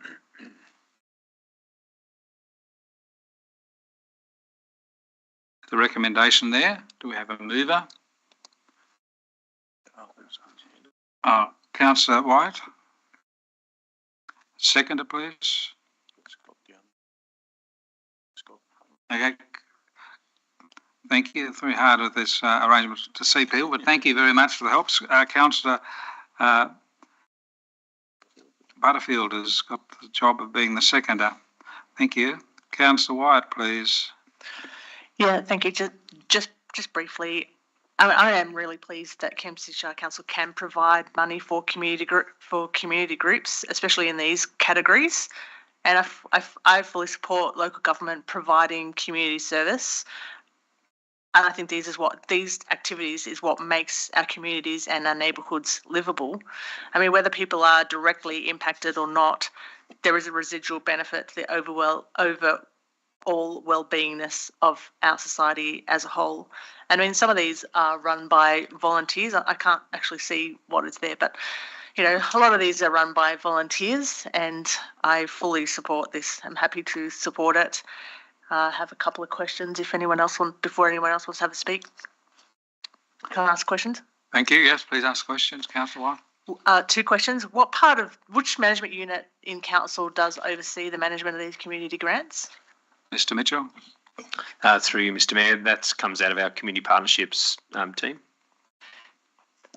And is this one of the areas that were identified in the cost savings that we discussed in item 10.1, the SRV that will be cut? Through you, Mr. Mayor, we don't think we really identified any areas that we're cutting. There were some areas that the General Manager alluded to that would be options should we need to make some sort of reductions, but this is done this is an incredibly small team, going to say. We've got about 2 community development officers who do a mountain of work, given the resources that they've got. But you wouldn't be making that group any smaller. It's almost impossible to make it much smaller than what it is. So thanks for that. That's good. That's a great answer too. But I was kind of referring to the money as well. The allocation for the community grants itself, has that been identified in the long-term financial plan as no, as a program that's being maintained? Yeah, through you, Mr. Mayor. It'd be something obviously for councillors to consider when we start having those conversations. What I would say is that some of the funding sources for this, for example, the $20,000 that comes out of our environmental levy has to be spent. That money is raised to be spent for environmental purposes. So this is one way of actually using that money in that way. But I think councillors referred to before doing a line by line budget review. Well, this would be one of the lines that you would be looking at. Yeah, there'd be nothing that's off the table. Thank you. Sorry, well, if that's the case, I doubly support it for this year. Doubly. Thank you. Councillor Patterson, you wish to speak? I'm just wondering if I could put a possible amendment here on the community grants program, which has been a fantastic thing that evolved from many years ago, started, I believe, from Mayor Campbell. I'm just wondering if amendment, whether I have support from my fellow councillors, if the amendment could be that we get a report or a video report back of some of these community grants, what they've achieved with the people that have secured, or the organisations that have secured, because we're seeing this as a line item, but if we could see this as a real item, if we had something that came back to council, it might be something that only goes for 3 or 4 minutes, but at least it may be something to show what difference this has made to the different parts of the community. I'm open to suggestions for wording, but that's an amendment I'd like. First of all, Councillor Patterson, I'll ask the General Manager if he can see a way forward with your idea. Do you support that? Through you, Mr. Mayor. I don't think you actually need to put an amendment in. It's something we've actually talked about, and I think it's something that our staff can work with. Each of these groups have to provide a report on how the funding is actually being expended, and in that we could actually do some interviews with them, pull that together. Some of those could actually be obviously included like in the weekly bulletin to councillors and that, but it also could actually be uploaded to our website so the broader community could see those. So I don't think it actually needs a resolution. It's something we can just take on board. Yeah. No, that'd be great, because I just see like a moment like right now, we could just have something playing. It could be a few minutes of just of some of those achievements and the differences that we can make to the community with this. Thank you. Thank you, Councillor Patterson. Councillor Riddington, followed by Councillor Bain. Oh, thank you very much, Mr. Mayor. I strongly support the community grants, and I think that having a report back to council about the grants and the benefits they bring to the community would be great. There's a lot of good can be done out of a relatively small amount of money. So I strongly support this. Thank you. Thank you. Councillor Bain, please. Thank you. I support this as well. My question is about the organisations that weren't successful, the 4 organisations who were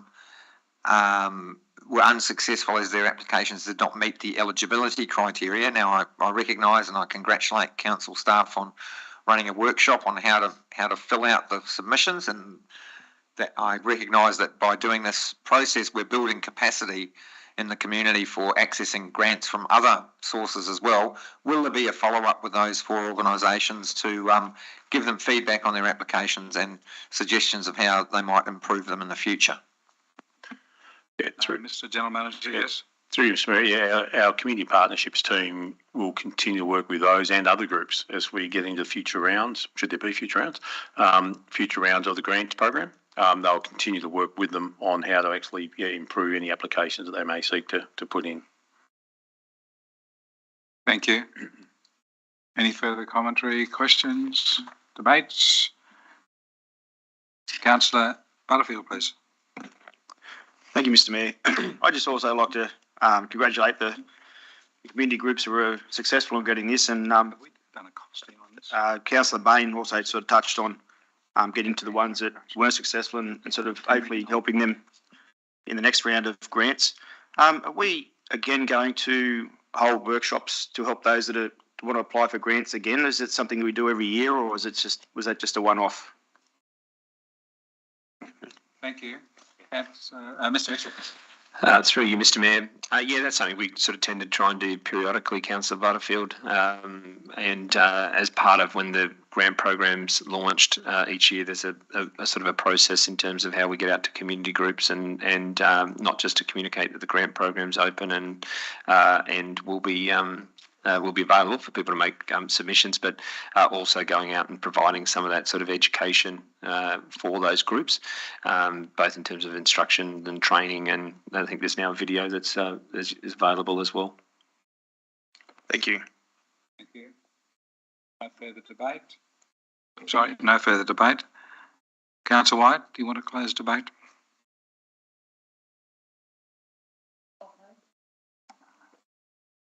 No, I'm just happy to support this and hope that councillors support it as well, and congratulate those that were successful in their applications and encourage those that weren't to seek some feedback. Thank you, Councillor White. I'll put the motion. Is there any dissent? There's no dissent. Declare it carried. We move to item 10.4, which is on page 46, Verge 1 Sporting Field Master Plan. And the recommendation from staff is that council adopt the Verge 1 Sporting Complex Master Plan. Do we have a mover, please? Yes. I'm asking for a mover at the moment, Councillor Saul. Yes, Yeah, I withdrew it, yeah. Councillor Patterson is moving it. And a second. Councillor Saul. Thank you. Surprise. Thank you. Councillor Patterson. The sport, please tell us about the master plan. Thank you. I'm just going to talk a little bit of background about this sporting field master plan. This has now evolved to Verge Street. When it started a number of years ago with Eden Street and the adoption of council to look at the needs for the community, for the sporting community, the wants and the requirements, to have a future for our local sporting groups. Council put together a master plan of what we can achieve at Eden Street, and then we had actually been, we were given a $10 million grant, and that was through having pre-master planning. So this, the sporting field master plan for Verge Street, which is the current rugby league field and area, it looks to me like the possibilities of it moving further forward in the future as being possibly our number one sporting facility for Kempsey, for cricket and soccer, and possibly even not possibly, but for football as well. I see the adoption of this master plan being a great step forward to looking for future grant funding that we'll be looking for to achieve this. I'm just wondering through you, Mr. Mayor, possibly to Director Mitchell or the General Manager, if we could just have a bit of an update on that, like where we're up to in this master plan, but also in finishing off the previous master plan, not master plan, but the previous plan for Eden Street, because I believe these are in one sporting area. Thank you. Mr. Jackson, could you hop in here, please, with advice for Councillor Patterson? Yes, through you, Mr. Mayor. Thank you. The previous $10 million is in its final phases now of expenditure, looking at the pavilion, which is actually subject of a report in the confidential section of this, awarding tenders, etc. For that, the pavilion on the other section of the Verge fields, and the other expenditure that's been done on the Camp and Verge areas to date. This new master plan, or the finalised master plan for Verge 1, It really is the premier square rectangular format field in the district, and yeah, the upgrades look at the ability to accommodate future regional level sporting tournaments or games, and across all of the various rectangular codes, and all of those codes, both local clubs and associations, state or regional associations have been consulted to pull this together and come up with a plan. It is definitely unfunded and will require grant funding, but a lot of these assets are, so certainly the building assets and some of the other assets on this site are approaching end of life or in need of investment, and grant funding is definitely going to be required to make that happen. Thank you. Could I also ask a question, Mr. Jackson, on those buildings that are on the site at the present? I think it's the guides hall that's unused at the moment. Has there been any examination of possibilities of providing it to a community organisation, or even leasing it out to someone who wants that sort of building for whatever reason? Through you, Mr. Mayor. Yeah, and to you, Mr. Mayor. The guide hall is noted on the final master plan for demolition. I believe the condition assessment on that building has sort of ruled out any effective reuse of that building. It will cost a lot to upgrade and get back up to a usable standard. So for the long term. So okay. It is currently slated for demolition in this master plan. Thank you very much.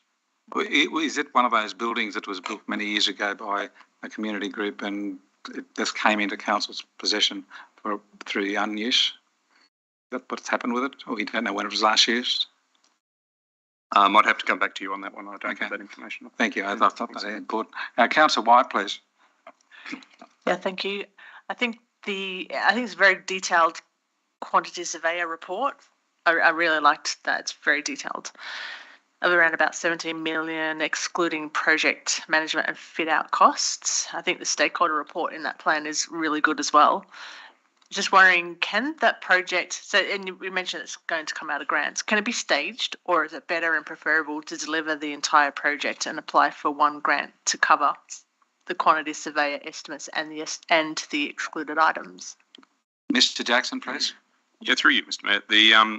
Yes, the project can definitely be staged. Obviously, there's individual packages there, whether it be car park upgrades, building upgrades, the grandstand upgrade, the junior building, again, as well as various stands and things. So it will very much depend on the funding bodies, what sort of programs are available, and whether we take it in bite-sized chunks, $500,000, million, 2 million, or can get 20 million, depending on what the climate is. And certainly if we did put in a larger grant, we would normally split that up into packages to allow them to just give ourselves every opportunity of securing at least part of to deliver a stage. Thank you. Thank you, Councillor Wyatt. Thank you, Mr. Jackson. Any further debates? Questions? Looking both ways, can't see any lights. Thank you. I'll ask Councillor Patterson if he wants to reply. I'd just like to mention Mr. Steve Pellin, Coordinator of Parks Projects, of the great job that him and his team have done putting this together. And I look forward to this plan being delivered, hopefully in the years that we'll all still be around here, hopefully a lot sooner. Thank you. Thank you, Councillor Patterson. I'll put the motion. Is there any dissent? I declare it carried.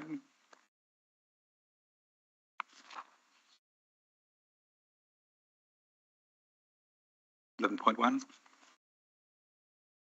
Moving to 11.1, which is the rescission motion. Yes. Yes, it's up to you. Either side. New chair, acting chair, while Mr. Bilburn leaves the room.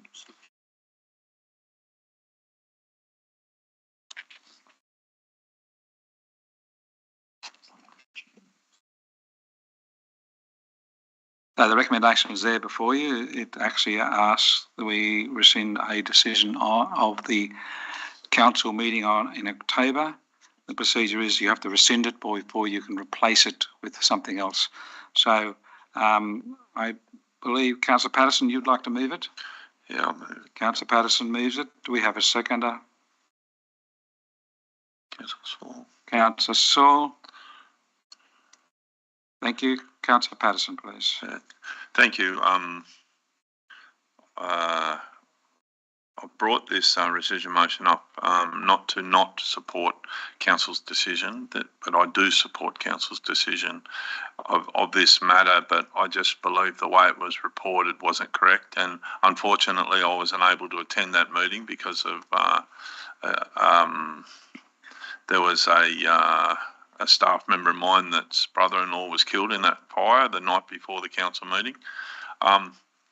But what I put together here is this is just a wording that's really from the report of the General Manager's Review Panel, which I was a member of, and this is just notes. The report states that this notes that the General Manager's annual performance review outcomes were consistently high, which they were.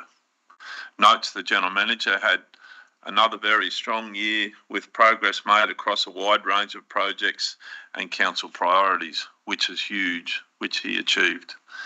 Congratulates the General Manager on his performance given the challenges faced with the record grant funding and ongoing pandemic and natural disasters, and endorses a recommendation of the Performance Review Panel not to increase the General Manager's total remuneration package due to the following factors: a strong likelihood that the council would be seeking community support for a special rate variation above the state government approved rate increase to ensure, maybe that wording might have to be changed now that that decision has been made, to ensure the council's ongoing financial viability, not creating unnecessary negative response from the community, not impacting unnecessarily on council's financial bottom line and the budget, consideration of any unintended political, personal, community and financial consequences of a decision to increase or not to increase the TRP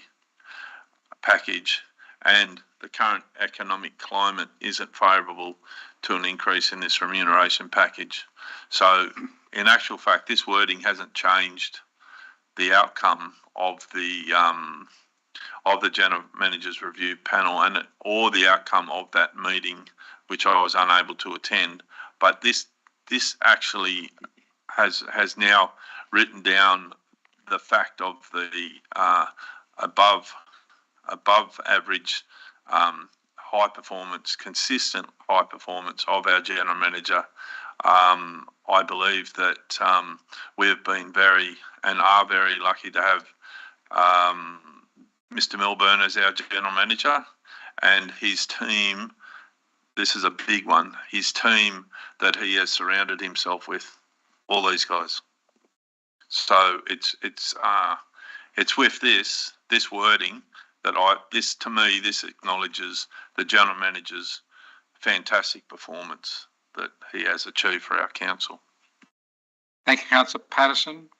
Any speakers for or against? Councillor Saul and then Councillor Bain, please. Thank you, Mr. Mayor. Mr. Mayor, from memory, I remember this was discussed before it was lodged, and I think from memory it was done in a bit of a rush. And by having the second part, it outlines more of our feelings about how we consider our General Manager, and I think it's more for the public to see as well. So whilst the top part, the first part explains it, I think by supporting the second half, we've allowed ourselves time to think and actually put into paper the actual case the panel has commented on and recommended. And by doing so, I think it's the right thing to do for both parties. So thank you, Mr. Mayor. Thank you. Councillor Bain, please. Yes, thank you, Mr. Mayor. I'd like to speak against the motion. I believe that the recommendation was quite clear, and and the discussion took place in a confidential part of the meeting. Basically, the I'm a little bit confused about how this is phrased, but yes, that there is a rescission motion, and that's the first matter that we have to discuss. Are we going to rescind the resolution that was made at that meeting, and then there's a foreshadowed motion? The foreshadowed motion basically is a summary of what was discussed in confidential, and I don't think that there's any requirement for this to happen. So I'm not supporting it. Thank you. Thank you. Councillor Riddington, please. Thank you very much, Mr Mayor. I agree with Councillor Bain. I was part of this committee, as was Councillor Patterson, Councillor Ferguson and the Mayor, Mr Horville. I think it was made very clear in the confidential. It's now been brought into public. I don't agree with the rescission motion. I think it should stand as it was written, and I'm sorry, but I don't support it. Thank you. If no one else wishing to speak, I'll quickly speak. Oh, thank you, Councillor Wyatt, and then Councillor Butterfield. After I quickly said my words, if I could, I was going to say that this rescission motion is actually setting a precedent. Anything that is written in a confidential report can now be brought out into the public with a rescission motion, and for me, that's not the correct order. It should be left in confidential. And the other thing too with this, the actual motion that was moved is what has happened with other previous reports on the performance of the General Manager. It's just that it notes the outcomes of the General Manager's annual performance review. That's always been the case since I've been on council. We don't actually get the details of the reasoning, and the reasoning that was in the confidential is now out in the public. So I don't think we should support this idea of setting a new precedent of bringing things out of confidential. Councillor Wyatt, please. Yeah, I just wanted to ask a question and just sort of make a statement too. I mean, yes, I agree that there was considerable debate around this, and it was quite lengthy debate about this, and a lot of these points raised here were discussed in confidential, and I'm not part of the performance review, so I'm assuming that those that were on the performance review, all of this would have been conveyed to the General Manager as well. If those are the outcomes of his performance review, that would have been conveyed to him about those levels that he's achieved. So not sure who could. Can you just explain the performance review process and why is this now in the public domain? Because my understanding is that, it's not usually in the public domain. I've actually asked Manager Thorogood to investigate this concept of bringing information in a confidential report out into a public motion, and he's investigated. So, Mr. Thorogood, please. Yeah, through you, Mr. Mayor. We did carefully consider this and seek advice on the matter when the motion was put forward.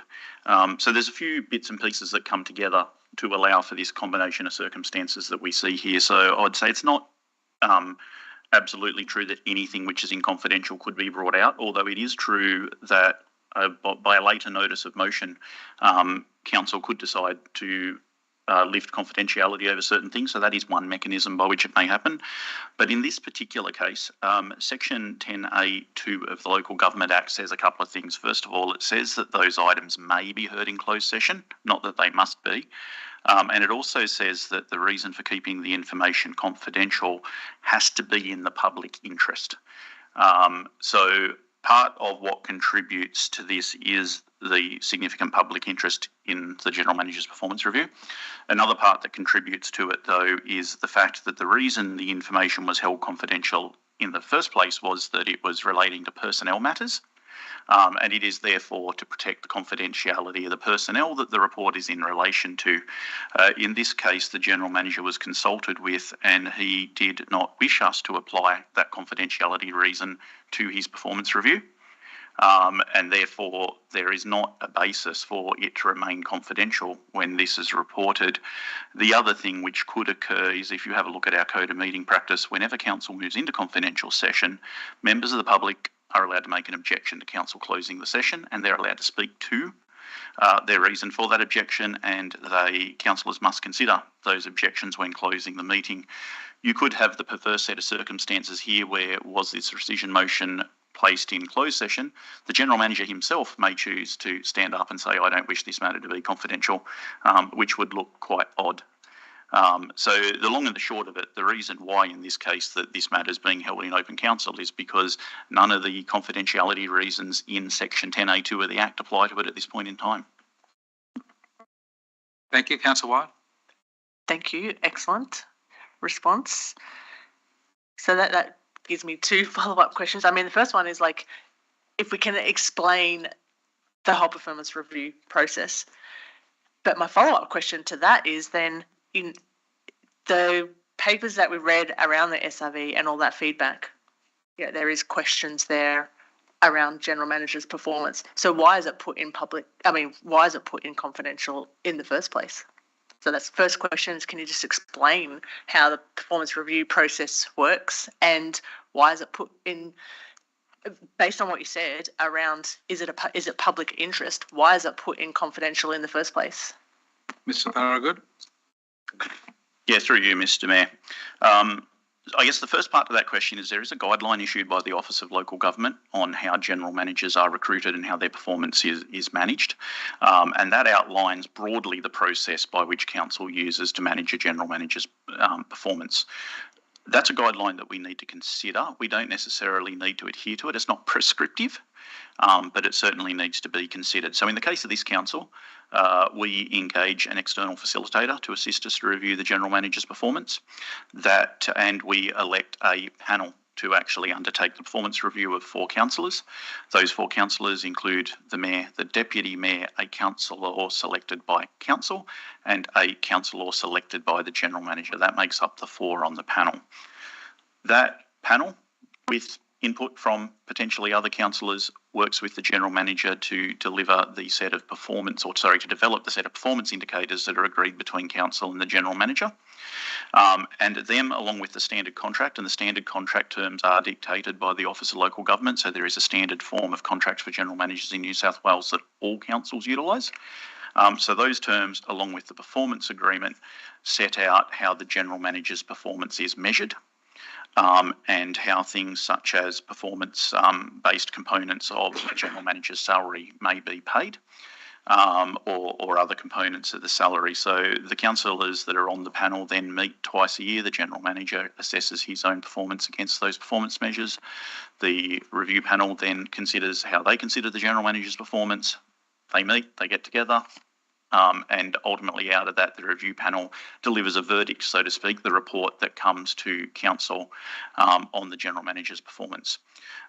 Most councils still report those in closed session. Some of them do report them to open session. It's not a blanket situation across the entire state, that they're all dealt with in the same way.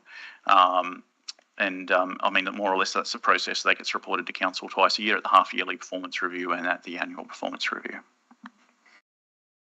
Thank you, Mr. Thorogood, for that very extensive so one information. Follow-up, another follow-up. So basically, to reiterate what Councillor Patterson says and what Mr. Thorogood said, this is a direct cut and paste from a performance review report that was prepared by those 4 people on that and the consultant on that performance review panel. And the General Manager has a copy of this. And now the community get to see what that panel has decided. Got it. Even if you vote against it, they will have seen it. Yes. I think Councillor Butterfield. Councillor Butterfield is next. Yes, thank you. Thank you, Mr. Mayor. I do agree with Councillor Patterson's recommendation or motion there. Just one quick thing, and possibly should have been brought out of confidential into the public, but if we weren't applying for an SRV and the council wasn't in the red, do you think the manager that would even be having this discussion, the GM, would have done enough to trigger his pay rise. Well, we're not discussing a pay rise at the moment, and that's in confidential information anyway, Councillor Butterfield. No, well, all right, well, maybe do it a bit different. We'll use everyone. The committee agreed that the GM's performance was well above average, and there was no denying that. So I can't see the problem in this motion that Councillor Patterson's put forward. Thank you. So at the moment, Councillor Butterfield, just to be clear, we're discussing the motion before us, which is to rescind. We're not actually discussing the replacement motion yet. Councillor. Thank you. I'll wait, if you don't mind, Mr. Mayor, until we may or may not get to the amended motion. Okay. Councillor Ring, please. Were you wanting to speak on this? On the rescission part of it? On the rescission. So can you clarify, are we speaking about the rescission and then we'll speak about the... Yes. You're actually saying that the actual motion needs to be replaced. I'll wait. No? So is there any further debate? Because Councillor Patterson, you moved it. You'll be able to speak and reply. Yeah. Or do you have a question? Or if you speak again, you're closing it. Do you have a question? Microphone. Keeps going out. My question is, I just don't know whether it's applicable. My question is to the councillors, because we're the ones who are going to decide this, looking at deciding this. My question is to the councillors. We have just sat here for the last couple of days from our public gallery, from attending, the rally down at the Riverside Park down here. So many people saying, get rid of the general manager. So many things saying, cut his salary. So many things saying negative things about the general manager. I'm reading this here. This is what was decided on that council meeting. Sorry that I couldn't be there. The council notes the outcomes of the general manager's performance. What outcomes were they? What person in the gallery knows what outcomes were they? That notes the outcomes of the general manager's review and endorses the recommendations of the performance review panel not to increase the remuneration for the general manager. So here we are going to our community saying, we know what we're doing. We've got a great general manager because he's going to lead the organisation in how we're going to reduce rates and stuff. But we're not going to give him a pay rise for any reason, an increase in his remuneration for any reason, because it doesn't state it. I don't feel myself that it's an issue putting this in public. It's not stating one particular financial. There's not one financial comment in there, as in dollar figures or anything like that. It is the council saying that we put our faith in the general manager, that it is then after this recommendation goes through, that then it's going to note the benefits that the general manager brings and will bring to the community. So I would look for everyone's support for this. I don't see it being nitpick, but I see it answering people's questions. Well, who have they got there? The council decided not to give him an increase in his remuneration. He mustn't be real good. That's what that says right now. That's what I'm going to rescind. That's what I would like. Thank you, Councillor Patterson. You've closed debate. So we now have to vote on the rescission motion. Is it too late to put an amendment based on what you just said? You can't.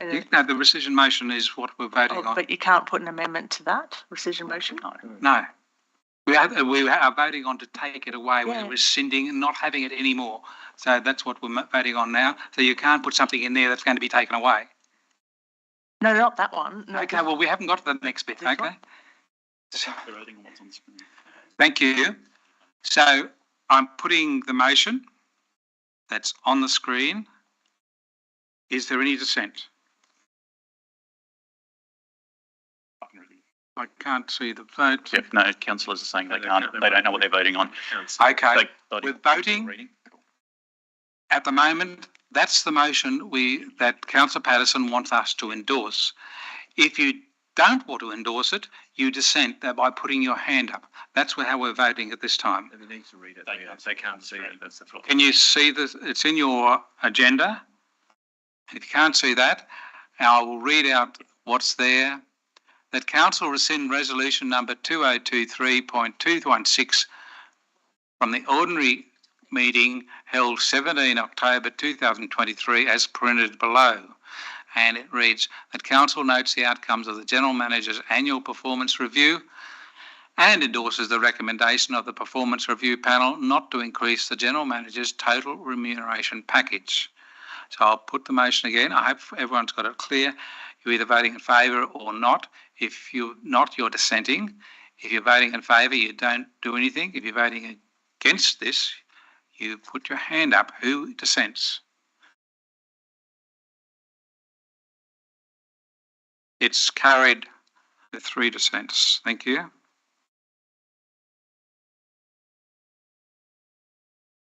We now have Councillor Patterson. You're going to move the rescission motion that's now before us, the actual motion that you're replacing it. Councillor Patterson, so I need to get a seconder. There's a whole lot of lights on for Councillor Ring, please. Is a seconder. Councillor Patterson, speak to your motion, please. Thank you. And I once again apologise to my fellow councillors for not being at the meeting, because if I was at the meeting, I would have put this up and we probably would have debated it at the meeting. I apologise for that wholeheartedly. So introducing my the new motion that I'd like, it's just wording, but it acknowledges the fact that we do have a great general manager who surrounds himself with a fantastic team. We've all been here through the floods, we've been here through the fires, we've been here through COVID, and then we've also looked at what it's like to be in a council that has a huge program of works to deliver. It's a record actually in grant funding. Now, it endorses the recommendations of the Performance Review Panel not to increase the General Manager's total remuneration. I don't feel that it's a bad thing to have the reality of that in public, because it's not actually denigrating anyone or doing anything bad. This is the end result of the review panel, and it's saying that our General Manager has done well. It's saying that our organisation has done well under his guidance to go through that. There's nothing in here that links the fact that our community and our whole country is going through financial hardships with the cost of electricity and power, and with everything that's going on financially in the community. I'm just very happy to be in a position that I'm in a council with a general manager that has that he has commitment to this community, which goes way beyond any general manager that I've ever had the pleasure of being in council with, or any professional person that I know. The commitment that he has to his job and all those people that work with him, not under him.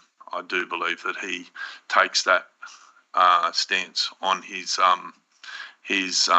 directors, managers, and everyone right through to the ground staff, our general manager who's met every person. I'm looking forward to you, my fellow councillors, just to support this, which all it does is recognise the fact that we have a great general manager, and we're going to, with him, move forward with the SRV possibilities and then the things that we need to look at. We're not showing the public that we're just not giving our general manager no increase in his request. Thank you, Councillor Patterson. We have Councillor Wyatt. Thanks. I just want to put in 2 amendments to that for consideration. For me, this is not so much about what's on that page there, but it's about process. and the fact that it has been brought out into out of confidentiality based on what Mr. Thorogood said. So for me, it's about process. So the first thing I would like to make the amendment about is add 2.1 after is as determined by the GM's Performance Management Review Committee. So it says notes that the General Manager's annual performance review outcome were consistently high as determined by the General Manager's Performance Review Committee. Thank you. Can we just pause a moment? Yep. Councillor Patterson, would you accept that? I would accept that. Thank you. Thank you for that. Second one. And the second one is adding a 0.5 because is that says that council notes the recommendation of the performance review panel not to increase the general manager's total remuneration package. Was the recommendation. Yeah, that's the first line of I know it is. 0.4, Councillor White. But yeah, I know it is. Why can't I put that up? We're endorsing it and then noting the same thing. That's right. Doesn't quite connect. You can't endorse a note. Sorry. Okay, take the word endorse. Well, then say that number 5, that council notes the recommendation from the performance review panel not to increase the general manager's total remuneration package. I'm sorry, Councillor White. It appears to me the same thing. It's already stated in what Councillor Patterson's already put up in the first line of first 2 lines of 4.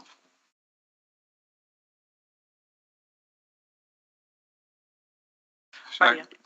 I just want to, okay, as I said, for me, it's about process, and I don't want to be seen to be dishing on the process that performance review committee, which we elected our councillor to, and then the mayor and the deputy mayor on. I don't want to be seen as dishing on that performance review committee's recommendations.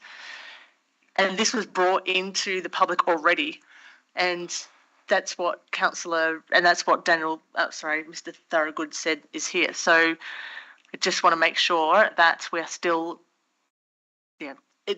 these outcomes as per the Performance Management Committee. Of course. Okay. So I have a massive headache. Sorry. Thank you. Mr. Thorogood, have you got any thoughts on words we could add to help Councillor Wyatt, please? Through you, Mr. Mayor, personally, I think item 4 is actually saying that the councillors who vote for this endorse the recommendation that the panel has put forward. So to me, they're already saying that the councillors who vote on this resolution entirely respect and agree with what the recommendation of that panel by endorsing it. I don't think there's much stronger wording that you could put in there. Okay. Thank you. Councillor Ring, did you want to add? Oh, you had your light on that I saw first. I'll go with the light I saw first, and then Councillor Riddington. Thank you. I would just like to speak in favour of this motion. I think it's really important to recognise on public record the hard work that Craig has put in. As councillors, we are the people that actually employ Craig, and I think this motion does more due diligence to the efforts that he puts in.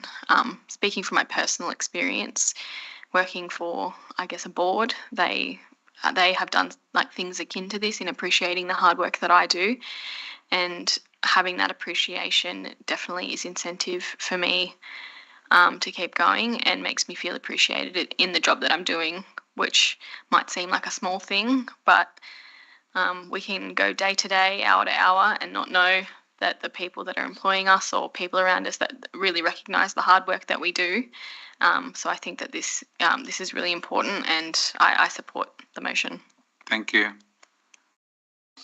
I'll come to Councillor Riddington in a moment. Just to clarify, Councillor White, do you still wish to pursue the 0.5 that was just up on the screen? Or I'd then have to ask Councillor Patterson if he accepts it. It was just there a moment ago.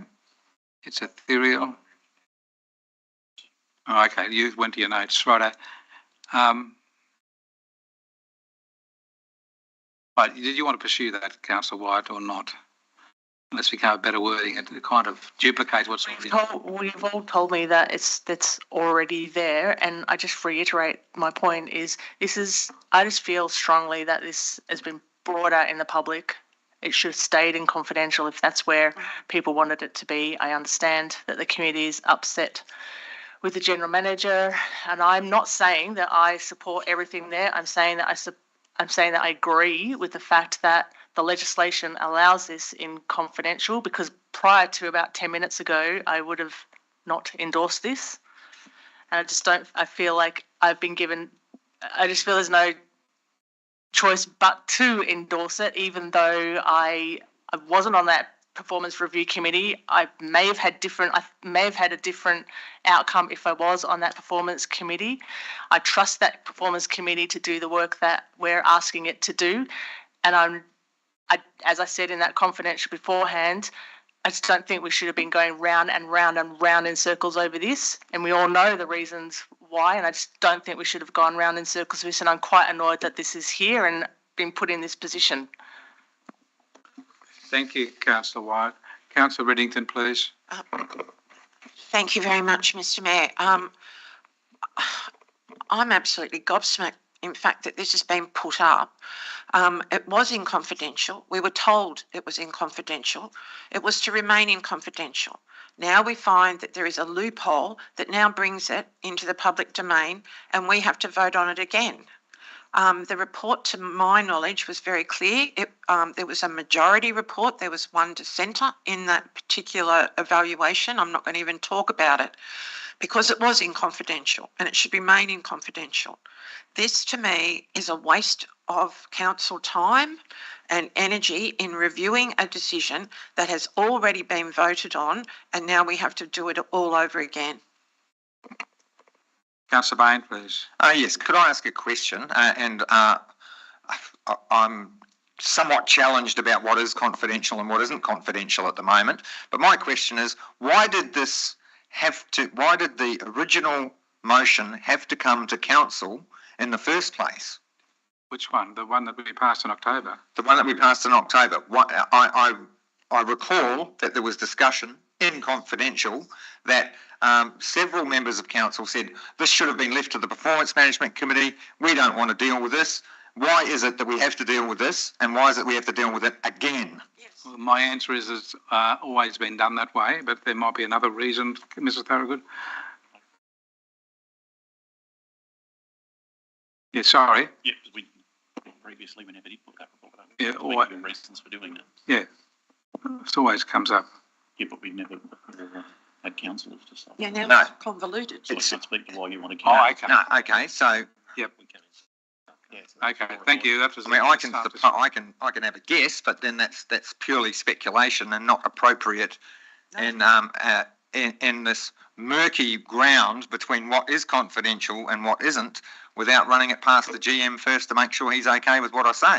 So, I agree with Councillor Riddington. I feel strongly that we should have kept the original motion, and I'm firmly against this. I think this is pointless and just, to be quite frank, grandstanding. Thank you. Councillor Ferguson. I'm not sure where I'm at after all that, but I did want to say I echo Kinney's thoughts on it, sorry, Councillor Ring's thoughts on it, and I don't believe we're changing the intent of what's being said. We're just giving some more detail subject to the discussions of today. I don't think we're going through old ground again. It's been okay that we can bring it out. Let's just make a vote on it, shall we? Thank you. No other speakers?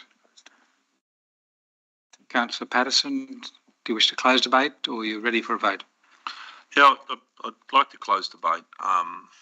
And I mean, the wording that I put there is there's nothing there that's confidential. Mind you, that this would have had to go through our general manager and through Mr. Thorogood to make sure that this was okay to be on the public record. There's nothing in this at all that has talking about any particular amount of money that was offered, any particular amount of money that was negotiated. Nothing. There is absolutely nothing. Just a quick point of order, Councillor Patterson. We can say possible discussion on it. We can't say there was a discussion on negotiation of the amount of money. Okay. Yep. Okay. Cool. As a business person, I've been in business for 30 years, and there's something that you do, and the general manager's not here, he can't hear this, but there's something that you do to management, to manage your staff, and that is to acknowledge their capabilities and acknowledge when they have achievements and acknowledge when they do a great job. Not to do that is not to look at, and it's been spoken around here so many times, look at the actual mental capabilities or the mental position of that particular person, to look at the future for that particular worker. I'm talking general. All this does, this particular notice that I've put in, all this does is recognise the general manager's great work. And I have been on that committee a number of times, and at no stage has the general manager performed less than above average. So I want to show the community that we all are here to represent, the community that asked us to look as hard as we can into what we can save and what we can actually achieve moving forward financially. I want to give my community, our community, confidence that our general manager is performing above average. Thank you. Thank you, Councillor Patterson. Is there any dissent? There are 3 dissenters. Thank you.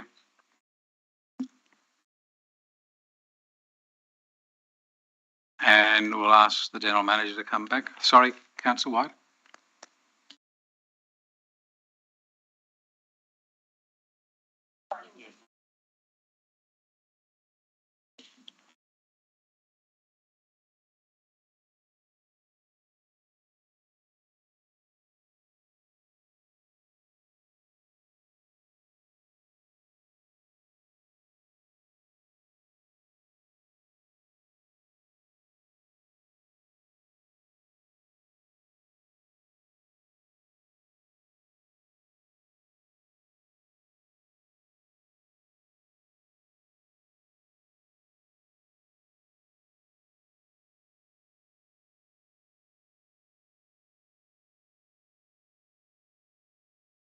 So we're going to need to move into confidential to deal with the tender.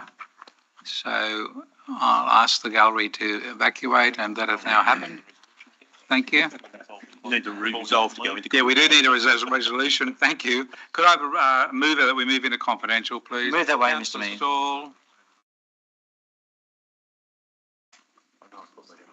Do we have a seconder? Councillor Ring. Is there any dissent? Thank you. We're now in confidential. And we move to... Hang on, before you shut the stream and close the doors. Oh, sorry.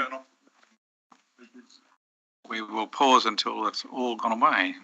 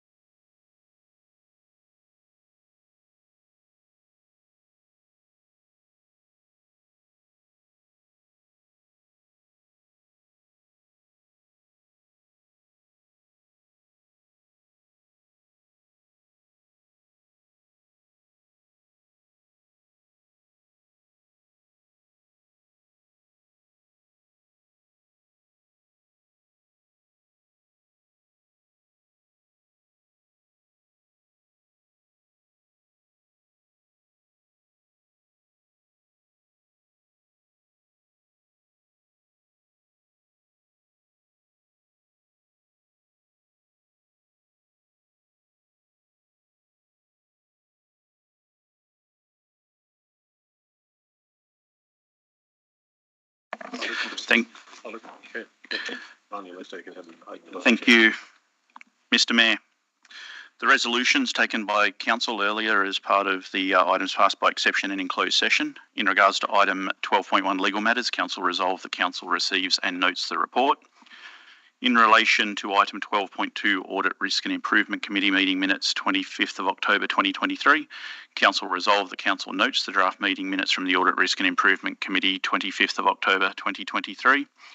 And in relation to item 12.3, tender for multi-purpose pavilion, Verge and Eden Street, TQE 22/6, Council resolved that Council, 1, in accordance with Section 178 Local Government General Regulation 2021, A, declined to accept all tenders for construction of a multi-purpose pavilion, noting that the tendered prices exceeded the original budget, and B, enter into direct negotiations with Building Heights Proprietary Limited, and 2, note that the General Manager has authority to approve the negotiation process and outcome of the negotiations within his delegated authority and the approved budget.